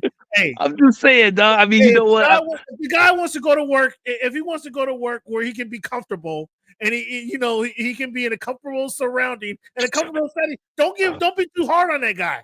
Don't be too hard on that guy who says, I'm just saying. You know what? I'd rather stay 15 minutes. I don't want to commute an hour and a half to work. I want to commute like 15, 20 minutes to work. So I'll stay right here in my same penthouse in Redondo Beach. That's 20 minutes in and out. I don't want to have to do that helicopter ride from Corona Del Mar to get to LA every day. I'm just saying. I mean, does that sound like the Mamba mentality to you, though? Yes, if you want to stay in a place where you're appreciated and you can give all you want, if you want to wait, hold on. That's not entirely what the Mamba mentality is about. Because I actually read the book the other day, and I'm actually going to read it again. We're not talking about the Mamba. We're not talking about We're talking about an LA kid who wants to stay where he's appreciated. No, I'm just saying. So I mean, here's what we're looking at. I'll wrap this up and I'll stop taking shots. He still want to go to Hollywood every other night when he has an opportunity. He don't want to be in Washington. He did being in Chocolate City. He saw what that being in Chocolate City is like. He saw what being in H-Town is like. He don't want to go there. Okay, he want to stay at home. You have 4 California kids on the same team in LA. None of them are with the Lakers. Last 5 seasons, none of them have a championship either. So here's what the lineup should have been. Here, I'll give you what the lineup should have been. And think about this. Think about this real quick. Question. Which one of those Lakers are going to be in a brand new arena next season? Open up the state of the art arena. What does that mean? What do you mean? What does that mean? Have a brand new state of the art home that nobody else in the NBA has. So then what was that tournament to the? Is that tournament to the Warriors or something? I don't think so. They still ain't won anything. I mean, the stadium, the stadium looks dope though. The stadium is bananas. You don't win until you win. You haven't done it until you do it. We got to play this season out, and we got to see what they do. We got to see what they do, man. You can't be just taking. You remember? So before the NBA shut down for the pandemic in 2020, we were number 1 seed throughout the playoffs. We were the number 1 seed on both sides, West and Eastern. Then they shut the season down. You know what you guys were saying the whole time? The whole time we were in the first place. What were you saying? You remember? Because you were saying a little bit of it too. Yeah, that doesn't mean anything. That's the season's early. Wait till we get to the playoffs. Well, so why are you asking me about what I think about the Clippers now? All right. Yeah, I'm just asking questions. I'm just asking questions. You see how these Lakers do? You see how these I'm just Lakers asking questions. They sound like Can I Donald not ask Trump, questions? deflecting, deflecting all the questions I'm not around. deflecting anything. I already told you what we need to do is that we need a couple of tweaks to happen. We are a playoff team. The problem is it's like you said, the regular season is a grind. It's always been a grind. It's always been 82 games. Hundreds, maybe thousands of players have gone through it to get to the playoffs. It has to happen. Now the problem with that is that if you don't have the cohesion with not just the players but also the coaches, it makes it harder, right? It's just it's I'll be the first to admit that I thought we had some depth at each position to the point where even if Darvin Ham put in different lineups that didn't mesh right away, that we could compensate, by our low post pick and roll or combinations of pick and roll with the right people in the game and different things like that. The problem is with that is that when teams go on runs, it's always been it's already been a game of runs, right? Can you shorten the runs? We've had the most runs on us before a timeout than any other team in the NBA this year. Did you know that? I didn't know that. I just found that out a couple of days ago. Instead of how Popovich would be, you make 2 or 3 shots in a row, timeout. We stopped. Ty Lue just did it the other night.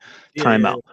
We go 8-2, 11-2, 14-4 runs before he decides that he wants to call a timeout, and by that time, the game might be out of reach. The momentum's gone. It's you have to be better than that. You can't save all your timeouts for the end of the game just because you got older players. You have to trust your younger players. At one point or another, find your best lineups, put your young players in, trust them that they're going to do the right thing. Darvin Ham getting all the strays, you guys. You guys are here. It's tough, man. I mean, that's a head coach. Well, I mean, strays. You want to talk about strays? Look what happened to Griffin.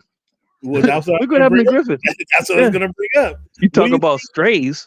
Do you think Doc bringing in Doc it changes much in Milwaukee? Do you think? What do you think? I know you're not. Look, you ready? You can't wait. They're gonna clearly they're number 2 in the East. No, they're not number 2 in the East. Clearly, they're gonna be in the playoffs. Yep. Clearly, they on talent alone with Griffin or Doc, they should get to the second round. Right. Doc them over the second round. Well, they should make the playoffs. Ooh. So let's go back. So we just talked about our beloved Clippers.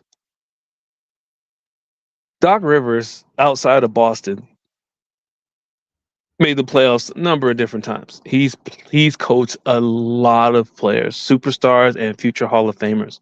Yeah. What is he known for after Boston? What is he known for?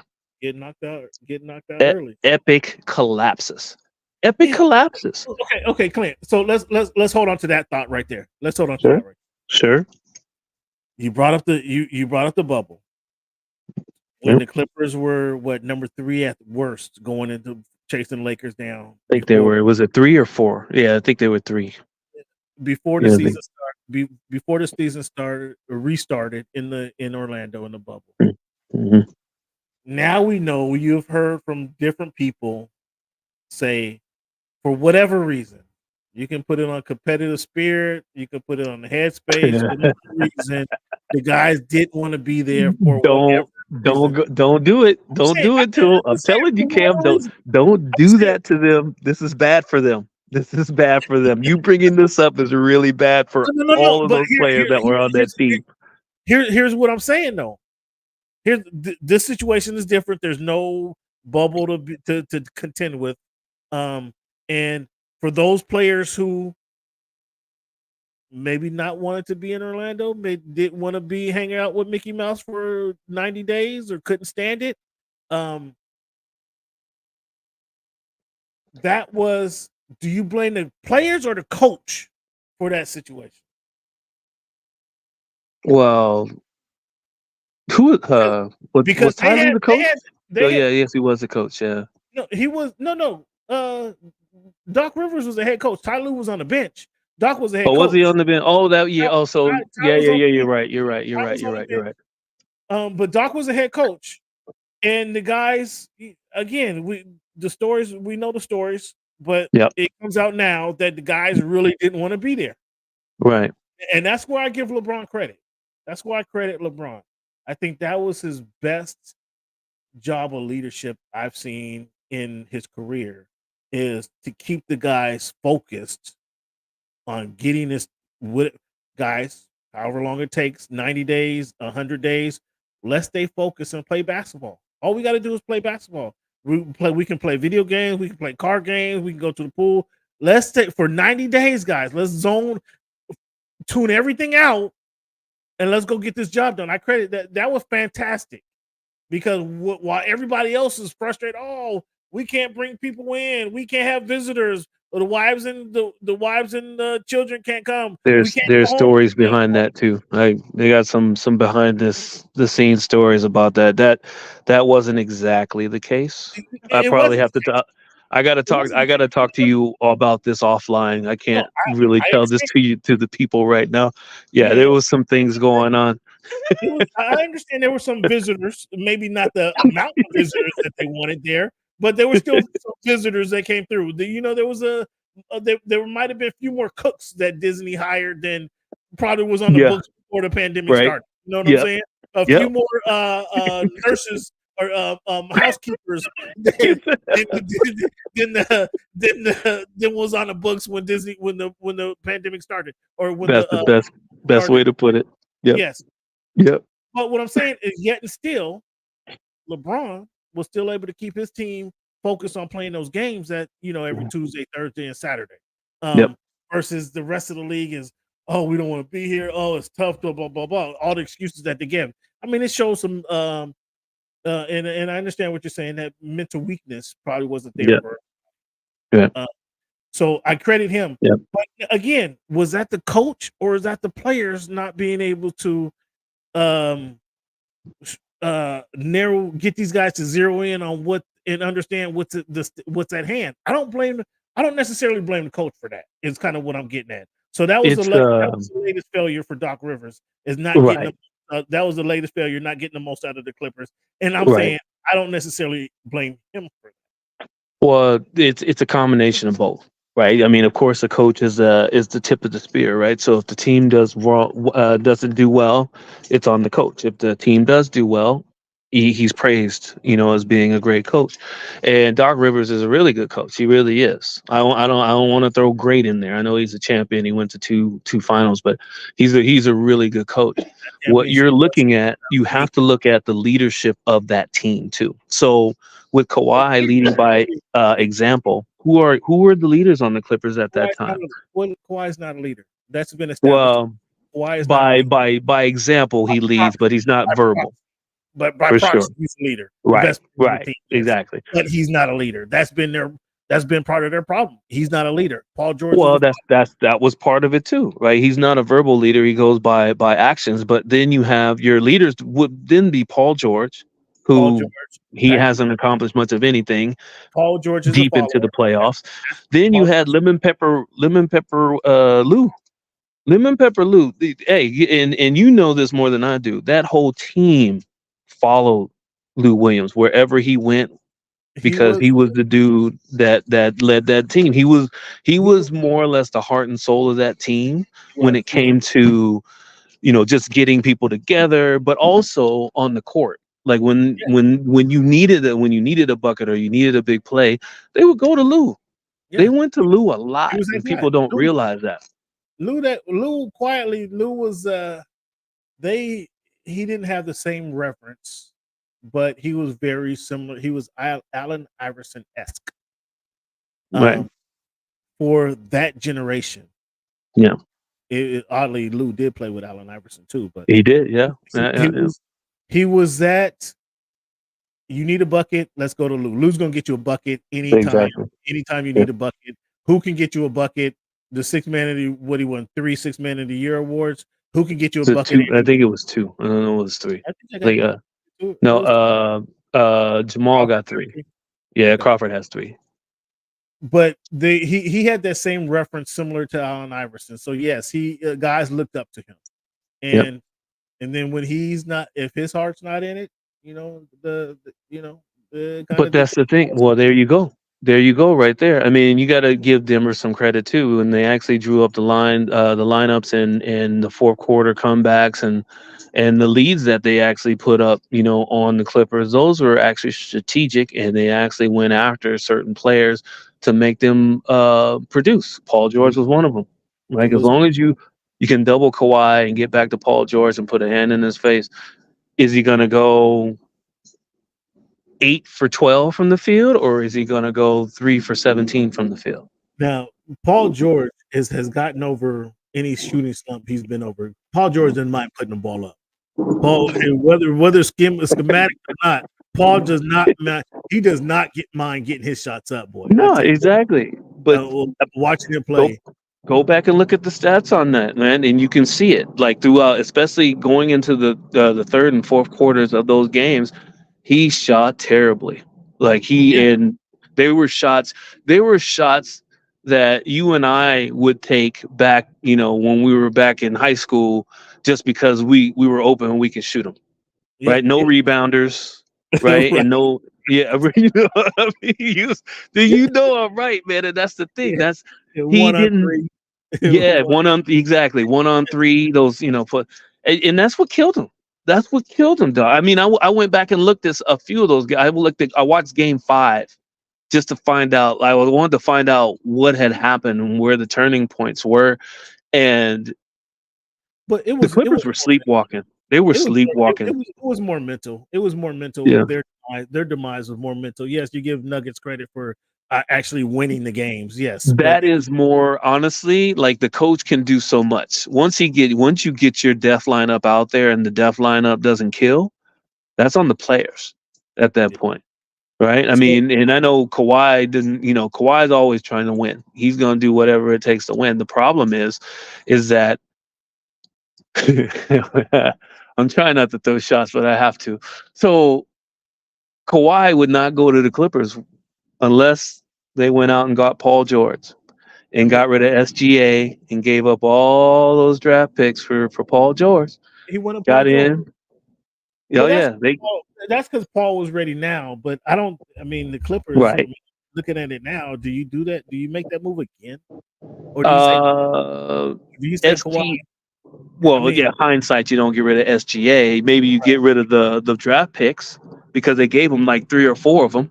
Right. Like, you keep SGA, give him the draft picks, keep Paul George, keep SGA, and you might be talking about something different. They were loaded back then too. They were loaded. They're not as loaded as now, but back then they were loaded too. Well, they gave up a lot of their. Another thing that worked out for them by sending as many players as they did to Philadelphia for James Harden is they got rid of kind of the logjam that they had at the forward position, the 3 and the 4 position. Right. And they had to. Yeah, there's too many.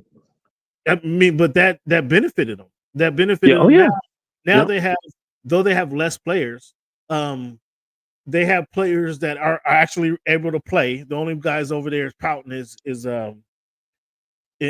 my man Tucker, because he can't get on the floor. But, no, he can't.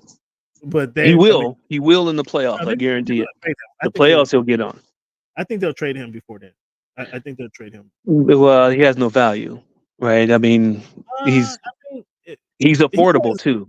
So who could use him is Milwaukee. Could use him. He's not going back to Milwaukee. No, that's who they could use him, but he's not. Yeah, he's not going back there because you know why? Well, it might change now that Doc Rivers is in there because Doc Rivers is a defensive coach too, and their whole thing was Griffin is a defensive coach, but they're number 15 in the league in defense. But you know why that is, right? And I love him. He's my dude. I have him. I have one of his songs from Hulu as one of my alarms in the morning. But Dame Lillard, he is not a defensive maniac. Not even close. Yeah, not even close. Yeah. That's a problem. That's a problem. I was saying that earlier. Doc is as good as a coach that he is, a defensive coach that he is. he can probably get a little bit more out of Giannis, and if he shows him some Kevin Garnett, Even Giannis has been play. His defensive rating has gone down too. He's not playing the same defense he was at the beginning of the season, and but I'm for saying, whatever reason, we don't know. Is Giannis is Giannis a follower where he sees Damian Lillard just getting shots up in practice? He wants to get shots up in practice, and he stops focusing on the defensive side of the ball as being aggressive as he was when he started the league. He's like, hey. Well, that's a great question. I would even compare that to the first year of Dwayne Wade and LeBron together, whereas they were saying it's your turn, my turn, your turn, my turn, that type of thing, right? Where Wade was kind of, trying to share, and LeBron wasn't sure that, he was trying to share because it was Wade's team. And then you get to the finals after getting through Boston, and, LeBron disappears the last 3 games of the series because he's not sure when he's supposed to take it, or he doesn't know if he should do this or do that. Dwayne Wade started to take over, but it was too late. We didn't get the flash from 2006, and that was the communication between that. So that's what you're looking at right now. Or the refs weren't blowing the whistles like they were in 2006. Why you gotta go there? Why you gotta besmirch D Wade's name like that? Yeah, they were blowing some ridiculous whistles back then too. I ain't even gonna lie about that. I was happy about it, to be honest with you, because I wanted Shaq to get another ring before Kobe. He was putting pressure on. He was putting pressure on that squad to make him blow the whistle too. Yeah, exactly. But nonetheless, we'll see how that happens. But yes, and we got to talking about the Bucks again because I believe that I believe Tucker's going to get traded. I believe that would be a good fit for him. They could certainly use him. I mean, in Toronto was. I don't think it's going to happen though. I honestly, you know why? You know why I don't think it's going to happen? It's kind of the Udonis Haslem older player on the team syndrome, because all those guys love Tucker. All of them. All of them love. He's not doing anything for LA though. He doesn't know, but he's helping on the back end of things, and they know they can use him in the playoffs. They know that. He's good in the locker room. I was just there. I was just in the locker room when they played Memphis. Nice. Excuse me, a couple weeks ago. Yeah. And I expected him before I got into the locker room, pre and post game.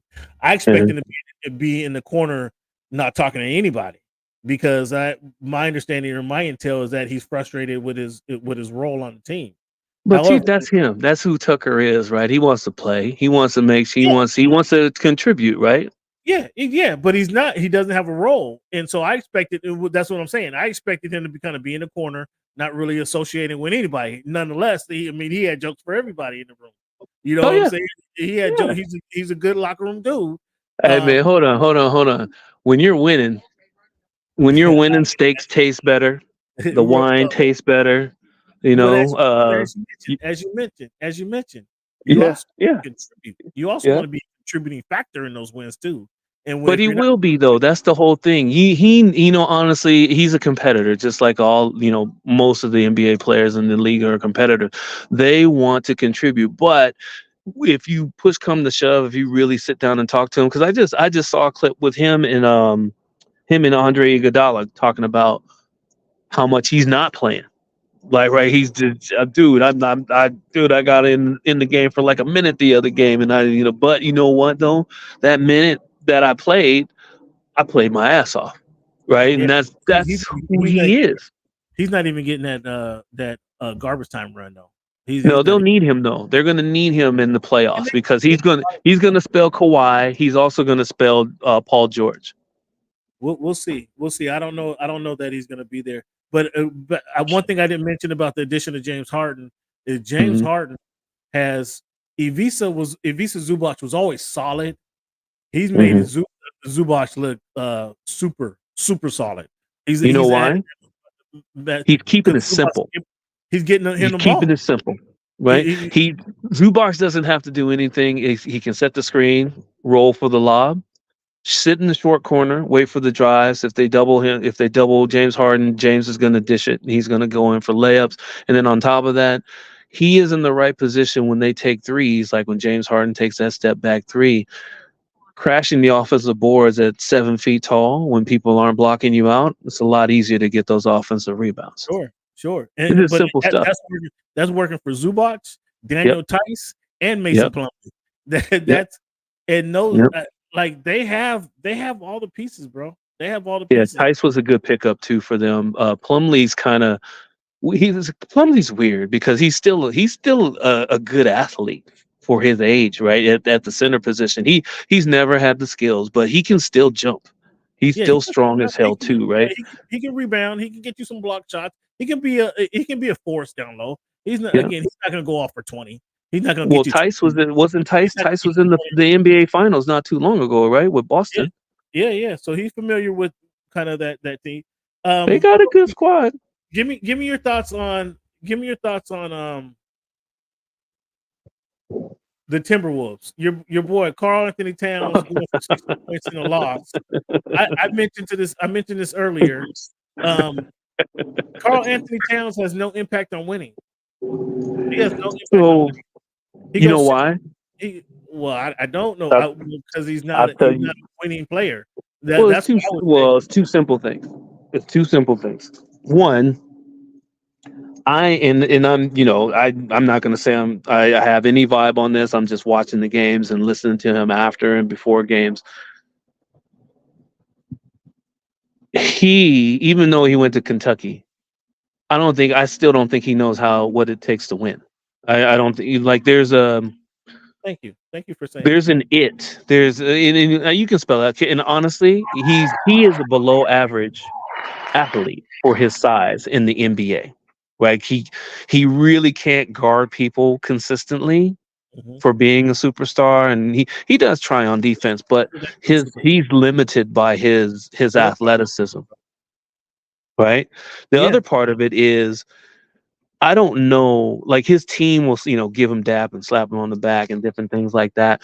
But you remember that when he had that 62-point game, he drove to the hoop. He got fouled. No, let's not. I'm not even going to sugarcoat that. I mean, he went to the hoop to actually try to finish the game, and he got fouled. They didn't call it. Go back and watch what his teammates did after that happened. And then on the ensuing play when they had to foul and all that stuff, just watch the body language. It shows everything. It's like, okay, this dude had 62 and we still lost. There's no way that's supposed to happen. And you can see it on the body language. It's just like when the trolls, I'll say, I won't name names, say when we're losing or we know we're going to lose the game and LeBron James leaves the bench with like a minute left in the game and goes back in the locker room. Mm-hmm. That's almost the equivalent to what his teammates did to him at the end of that game. Go back and watch it. Yeah, go back and watch it. I don't. I'm not a fan of dude. And I love competition. I know you don't. You made it painfully obvious what your feelings about. I'm not a fan of dude.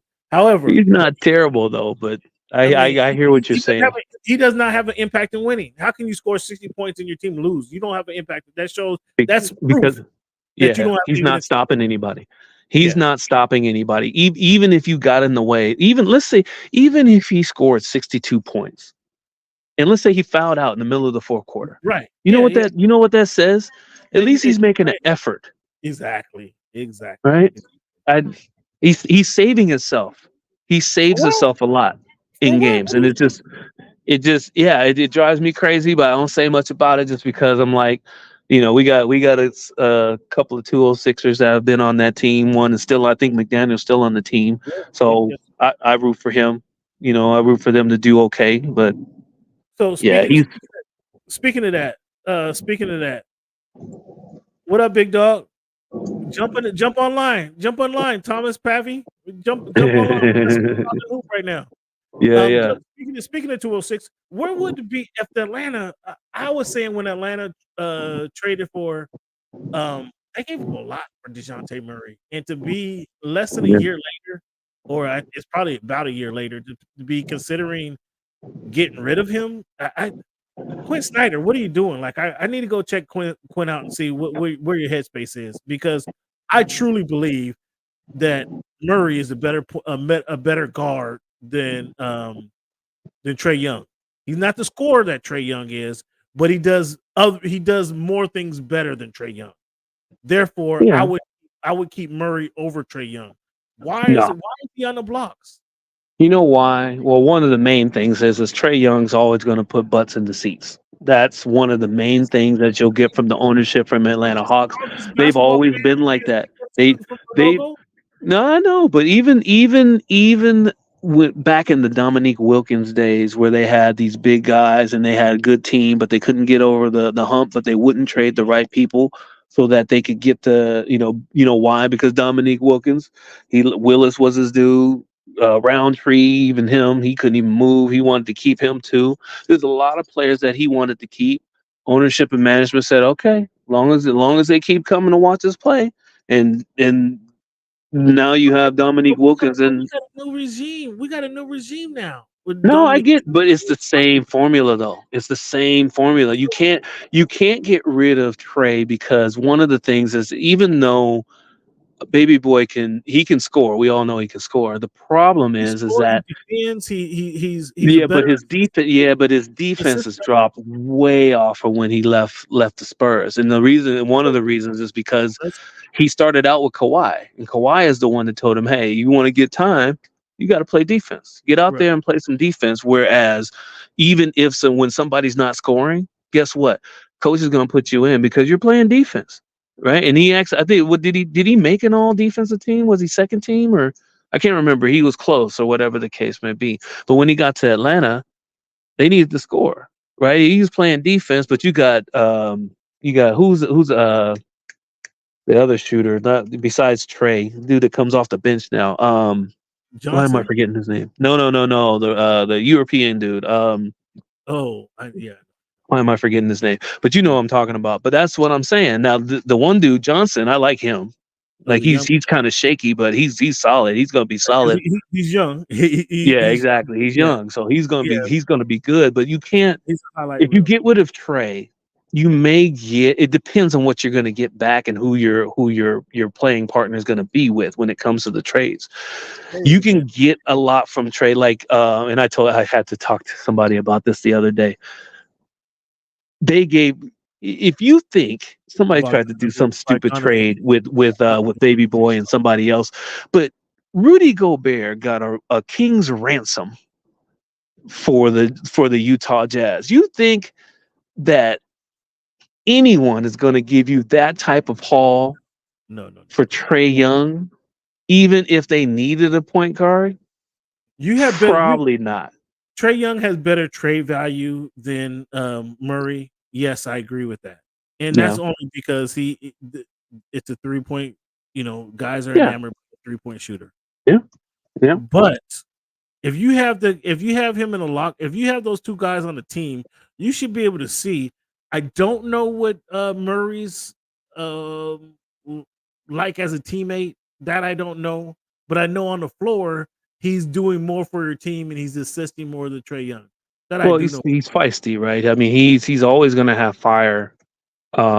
He's always got that chip on his shoulder, which is good. His teammates like that. But yeah, like I said, I haven't heard anything about his, him blending with the locker room. No news is good news, I guess. But yeah. I wouldn't be I'm just baffled as to why they're trying to trade him versus Trae Young. That doesn't in a year later.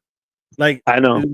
We're about a year later. There has to, I hear what you're saying. There's got to be something underlying there to the point where they may not be playing well together, and they may want to just go back to him and the other guy that they had before in the backcourt and probably just, move up. Their front court is getting older, right? I mean, well, they kind of traded. They sent a boy to Houston, or excuse me, they sent a boy to Utah.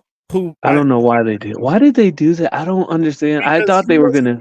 He wasn't giving them the 20 and 10 that they expected from him. Yeah, I guess so. Fair, but he's still a quality player. He has a skill set, and I blame your point guard for not getting him the ball. I blame your point guard for not feeding him the ball in the right opportunities. Like it's hard to blame him when he's averaging 30 points a game and 10 or 11 assists a game. It's tough, man. Dog, he was shooting under 50%. I know. He was shooting under 50% and under 40% from three. You're a 3-point shooter. You can't be a 3-point shooter shooting under 40% from three. Well, I mean, when you're the focal point, you're not always going to be over 40%, right? I mean, there's always going to be people on you. It's a little different when you're like Kyrie and Luka and players like that, right? 34, 35%. Yeah, you can't be under 35 though. That threshold is like the 36, 37%, right? If you're a volume 37. Shooter, you can't be under 35%. He's under 35%. His assists, I mean, damn, if you have the ball every time coming down court, you're gonna get 3 or 4 assists a quarter. So that's 12 assists a game. I remember saying that about a player a few years ago too, and I was shouted down for my negativity towards that person, but we won't say any names. Man, as a volume shooter, I'm not impressed. Let me put it like that. I'm not impressed. He would be the first guy I would see call around if I took over the Hawks. And I'm so disappointed in Quinn Snyder. Like, Quinn, you're a better team builder than this. Why are you getting rid of the more team player guy? The guy who's team friendly. That's my question. Yep. That's my initial question. When I go check out the Hawks, that's what I got to figure out. Right. Exactly. I don't know. I wish I had an answer for it. They're not even close to the playing game like last year. So I don't. And another reason why he should be out the door is because as a leader of the team, what have you really done? What have you done? Have you done much? But that's the thing. If they get rid of him, they better bring in somebody box office, because if they don't put butts in the seats, there's going to be more heads rolling for sure. I mean, but we haven't done anything with you. That's where I'm at. It's not like they went to the Eastern Conference champion by fluke the 1 year, but now they're number 10. They're number 10. So out of your 6 years in the league, you make it to one conference championship. And that's there was another player that I remember that made it to one conference championship, but I don't know. They don't really give him a whole lot of guff until he got traded. And even now, he just closed out a game the other day or about a week or two ago, and even Mr. Lopez, I don't know if you guys saw that video. Mr. Lopez was upset because he didn't pass him the ball so that he could try to take that shot to win the game. You see that? So there's something. So more going on. There's a little bit. There's more going on than the numbers are telling us, huh? I would say it's the same. It's the equivalent of that third person, that third superstar in each team. That Kevin Love, that Chris Bosh, that Klay Thompson when KD came to the Warriors, right? It's that. All right, so let's talk about what Embiid is doing. Let's talk about what Embiid is doing. He puts up 70, although it was against Wemby. He still 70 with 1 3-pointer in the game. I'm very impressive. What I'm in Joel Embiid, what I like about Joel Embiid is that when I heard him say, he said this maybe a month or two ago. The historic players, the best players in the history of the game have more than one MVP. So that's true. I'm trying to get my second one. That told me that he's locked in and focused and trying to be a better player. He's not resting on the one MVP and saying he's done. He can pack it in. He wants to, and then he still recognizes that he hasn't got past the second round of the playoffs. So that adds something else. So what do you think about Embiid? What do you think about his 70 points? I'm impressed by Embiid. He's playing like he wants to win MVP again. Thank you. Have a good night. Hold on. Our game's breaking up. Have a good one, Nick. Embiid is definitely impressive. Like, there's no doubt about it, right? I joke all the time. I still do it just because it happened and there's nothing we can really change about it. The trust the process. This is what a lot of people are asking for when they actually want growth in the team. When you draft your players and you want to, nurture them until they get to this point. People don't understand. It takes a lot of hard work behind the scenes to even get to a point where you can do it. But the problem that people don't see is that Embiid has the ability to do it, right? There's a total difference on, training people and people wanting to be great. Embiid has the tools to be great, right? And he's showing you what he can do. And then the fact, you know what, people say, oh, he was just playing Wemby and the Spurs, and okay, I get it. They're not a great team. However, it's hard to put 70 up on anybody. It's hard. It's really hard to put 70 up on any team because any given night you can lose. You can lose in the NBA. It doesn't matter. The other part of it is he's also playing defense too.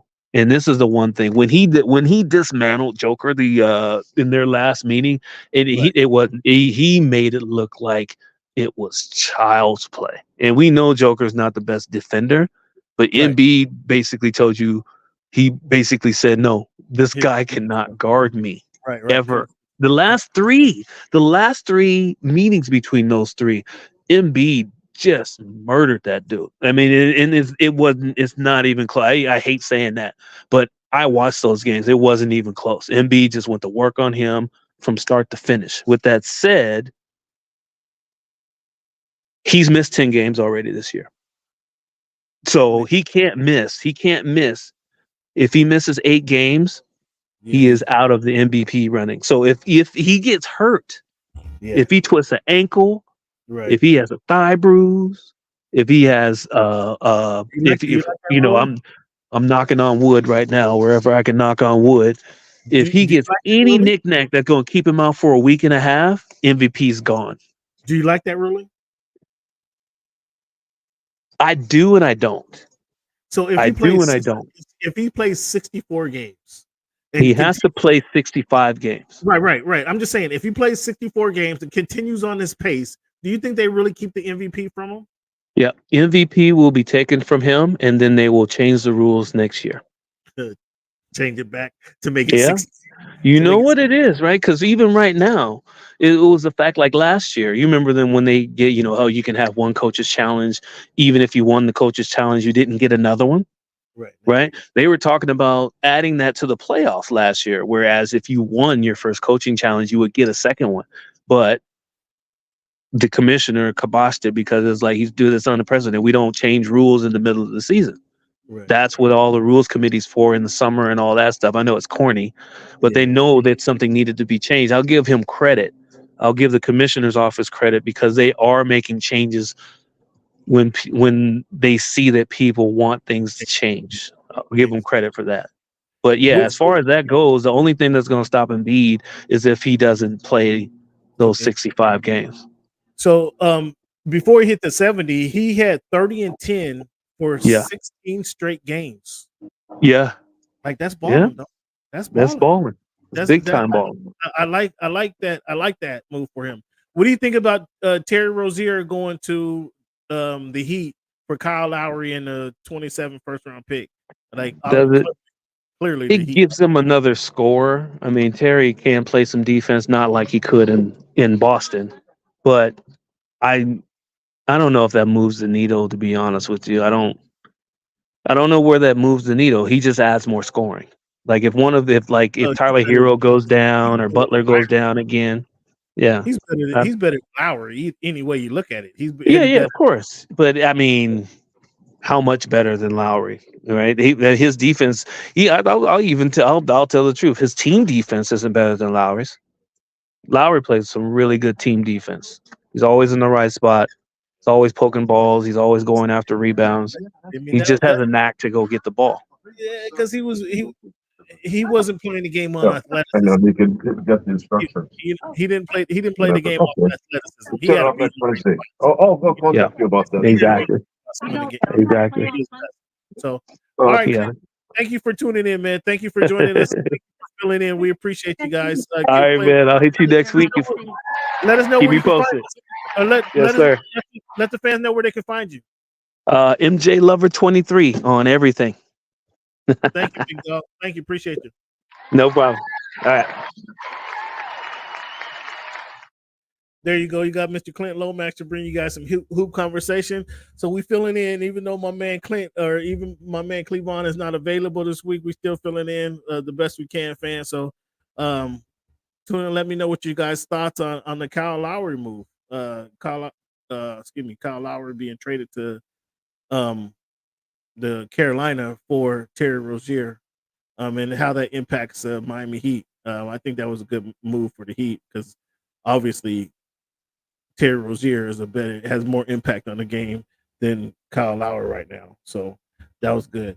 Just looking at it, the first game, Doc agrees to coaching the Bucks. We got Giannis going for a triple double. What was it? 35, 18, and 10, impressively. Damian Lillard doing his thing, and Giannis looking like the man he's supposed to do. So good job for the Bucks getting off a good foot, and good job for Doc for hyping those guys up. Fans, each and every week we play the numbers game as we did with Eric. One of the fans' favorite segments is This Week in History. So I'm going to recite some things that took place in history, kind of give you guys a history lesson if you're not familiar. On January 20th, 2001, Colin Luther Powell was sworn in by President George Bush to become the first Black Secretary of State. January 20th, 2009, Barack Obama was sworn in as the 44th president of the United States, and he became the first Black president of the United States. January 25th, 1966, Constance Baker Motley become first African woman federal judge. Baker Motley becomes the first African American woman to become a federal judge. January 25th, 1980, Black Entertainment Television, what we now know as BET, first launch in Washington, D.C. January 23, 1977, ABC airs Roots, the miniseries based on a book by Alice Haley for the first time. So that's everybody got to know Chicken George, got to know them up close and personal, Kuta Kinte and the rest of that story. January 23, 1972, Shirley Chisholm became the first African-American presidential nominee. January 24th, 1962, Jackie Robinson was inducted into the Baseball Hall of Fame. January 23rd, 2006, Kobe Bryant scores 81 points against the Raptors. So Joel Embiid he's been the closest, I guess, to eclipsing Kobe Bryant's scoring record at the time. But Kobe Bryant scored 81 points against the Raptors. Fans, those of you tuning in, hit us up in the chat. Where were you when Kobe Bryant went off for 81? Were you watching the game? Did you somebody tell you about the game and you tuned in late? Where were you when Kobe Bryant went off for 81 points? I tell you what, I was not watching the game. And I happened to hear 2006. I happened to hear it on the radio. I think on the way home that Kobe Bryant was at 50 points and it was only like in the third quarter. So I think I raced home and I saw the second half. I saw the end of the third quarter, end of the fourth quarter, and he was just giving it to the Toronto Raptors. He was giving it to the Raptors. And the weird thing about that game is they needed all his scoring too. Like he wasn't going off on, and they were way ahead of the game, and he was just seeing how many points he could score. They needed his scoring in that game. After rewatching the game, they were down in the second quarter. His scoring went off. They were down in the second quarter, and then he went off to bring them back into the game. They took the lead in the third quarter, and that was a nip and tuck game. So they needed his 81 points. So 81 points was glorious. He had a couple of plays, man, in that game where he drove baseline, or he would bring the ball up court on kind of a fast break, went behind his back, under the rim, reverse dunk. Oh man, that was kind of one of the sweetest in-game dunks that I've seen. He on a fast break, went around his back, under the rim, reverse dunk. It was, in Kobe-esque fashion. Just Kobe was bad, bro. Kobe was bad. I wasn't a Laker fan, but 81 points, fans. Where were you when you saw Kobe score his 81 points? January 24th, 1982. Pontiac Silverdome, San Francisco beat the Cincinnati Bengals on a game-winning drive by Joe Montana. They hit John Taylor. Everybody thought it was going to Jerry Rice, but they ended up hitting John Taylor for the touchdown for the game-winning score. And we might see that again from the San Francisco 49ers here in a couple of weeks. Fans, we're gonna we had the Caitlin Clark incident this weekend or this week after they lost the game earlier this weekend. The student charged the court. Do you think that incident with Caitlin Clark getting ran over by the fan, that this is going to change or impact the way students are allowed to charge the court after college basketball games? I'm curious about that. It's going to be hard to stop that, but I'm curious about how that changes things, and it's going to be very interesting. Haslam gets his jersey retired by the Miami Heat. My question would have been, is this fair or foul? I'd like to get Cleveland's feedback on this. Haslam playing 20 games for the Heat, or 20 seasons for the Heat. He's become kind of a fan favorite, a local favorite. I understand exactly why they did that. Fans, on another note, I have no tattoos. I have not had a tattoo in my life. The idea of somebody drawing on my skin with the needle and ink just doesn't appease me at all. It does. There's no appeal for that concept whatsoever. It never has been. Again, a 50-year-old, never had a tattoo in my life. However, I will say, Udonis Haslam has one of the dopest tattoos that I've seen. There's some nice tattoos out there. On his back, he has the state of Florida tattooed on his back. And down in the corner of the state, on the map, you see the state of Florida, and it kind of wraps down. But where he's from, he has a hometown, there's a star around the hometown, and it kind of branches out with his family members. I think that was the dopest tattoo I have personally seen. I've seen a lot of tattoos, on dude. I just happened to see it in the locker room interviewing him one time. He's a super cool dude. Udonis Haslam, go if you want to check out the video, the interview, Voice of the Fans on YouTube. Check it out. Just type in Udonis Haslam with Voice of the Fans. I don't think you could see I don't think you'll be able to see the tattoo that he has, but that was one of the dopest tattoos that I personally seen. Udonis Haslam tattoo with the state on his back.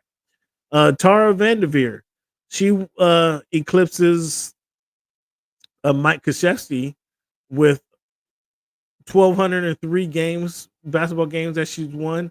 The coach from UConn is on her heels. So she, they're going to go neck and neck see who can play. She's 70 years old. I think the coach of UConn is around about the same time, Gino Auriemma, but he's about 8 or 10 games behind her. So it'll be a nip and tuck, a race to see who to the finish, who can win the most games. But as soon as she retired, he's going to pass her up in a matter of days. We had the Major League Baseball Hall of Fame announcement. Helton, Adrian Beltre, and Jamie Moyer were announced to the in a Major League Baseball Hall of Fame. And my question, my baseball knowledge is limited, but I thought Andrew Jones of the then Atlanta Braves should be a Hall of Famer. I'm kind of questioning, why is he not a Hall of Famer, fans? If you have the answer as to why Andrew Jones is not a Hall of Famer, please let me know at _voice of the fans, at _voice of the fans.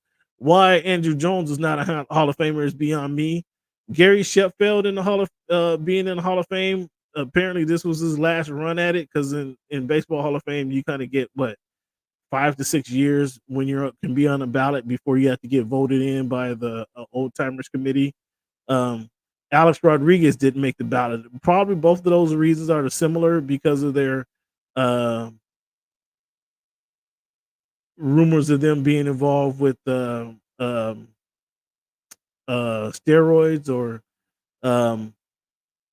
enhancements, performance enhancing drugs. That's probably why both of them are not in the Hall of Fame or haven't been elected to the Hall of Fame. But I mean, at one point you're gonna have to start letting these guys in. Alex Rodriguez, Barry Bonds becomes available. You're gonna have to let these guys in, regardless of kind of what you think.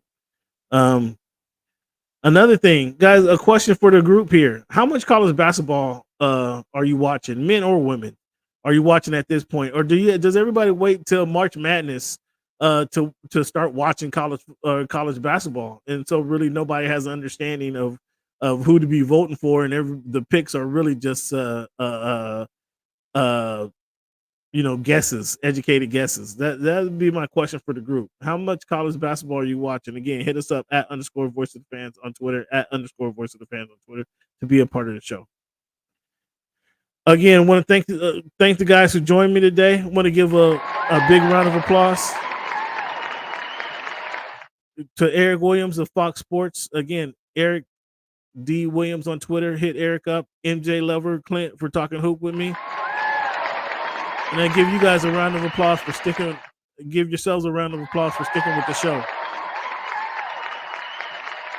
Fans, we end each and every show with the quote. Nobody does this, fans. Nobody does this. Nobody plays a number game at the beginning of the show. Nobody gives you this week in history segment like we do here. Nobody ends the show with the quote like we do here. The quote I want to end the show with tonight is, action is a real measure of intelligence. That's from Mr. Napoleon Hill. Fans, I repeat that for the guys in the back. Action is a real measure of intelligence. That's from Mr. Napoleon Hill.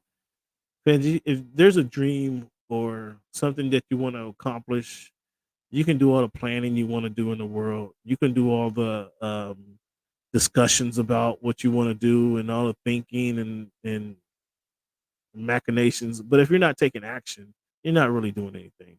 Take action. Follow your dreams. Pursue your dreams.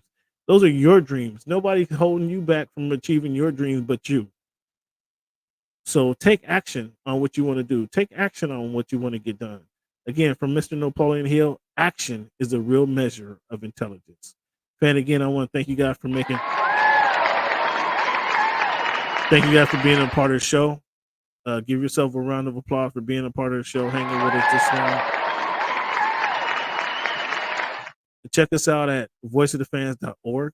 There's a new website you can go and kind of check out our work. You can check out some of the videos that I've conducted over the amount of time. You can access the podcast from voiceofthefans.org, or you can check us out on Voice of the Fans on H&B Media YouTube page, Voice of the Fans YouTube page, or you can see the articles that we're writing on voiceofthefans.org as well, on the communities tab or the articles tab.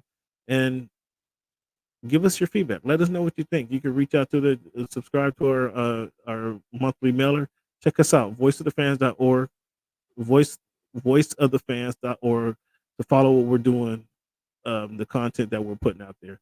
Again, I want to thank you guys for being a part of the show. Enjoy your night. And as always, thank you for making our voice your choice.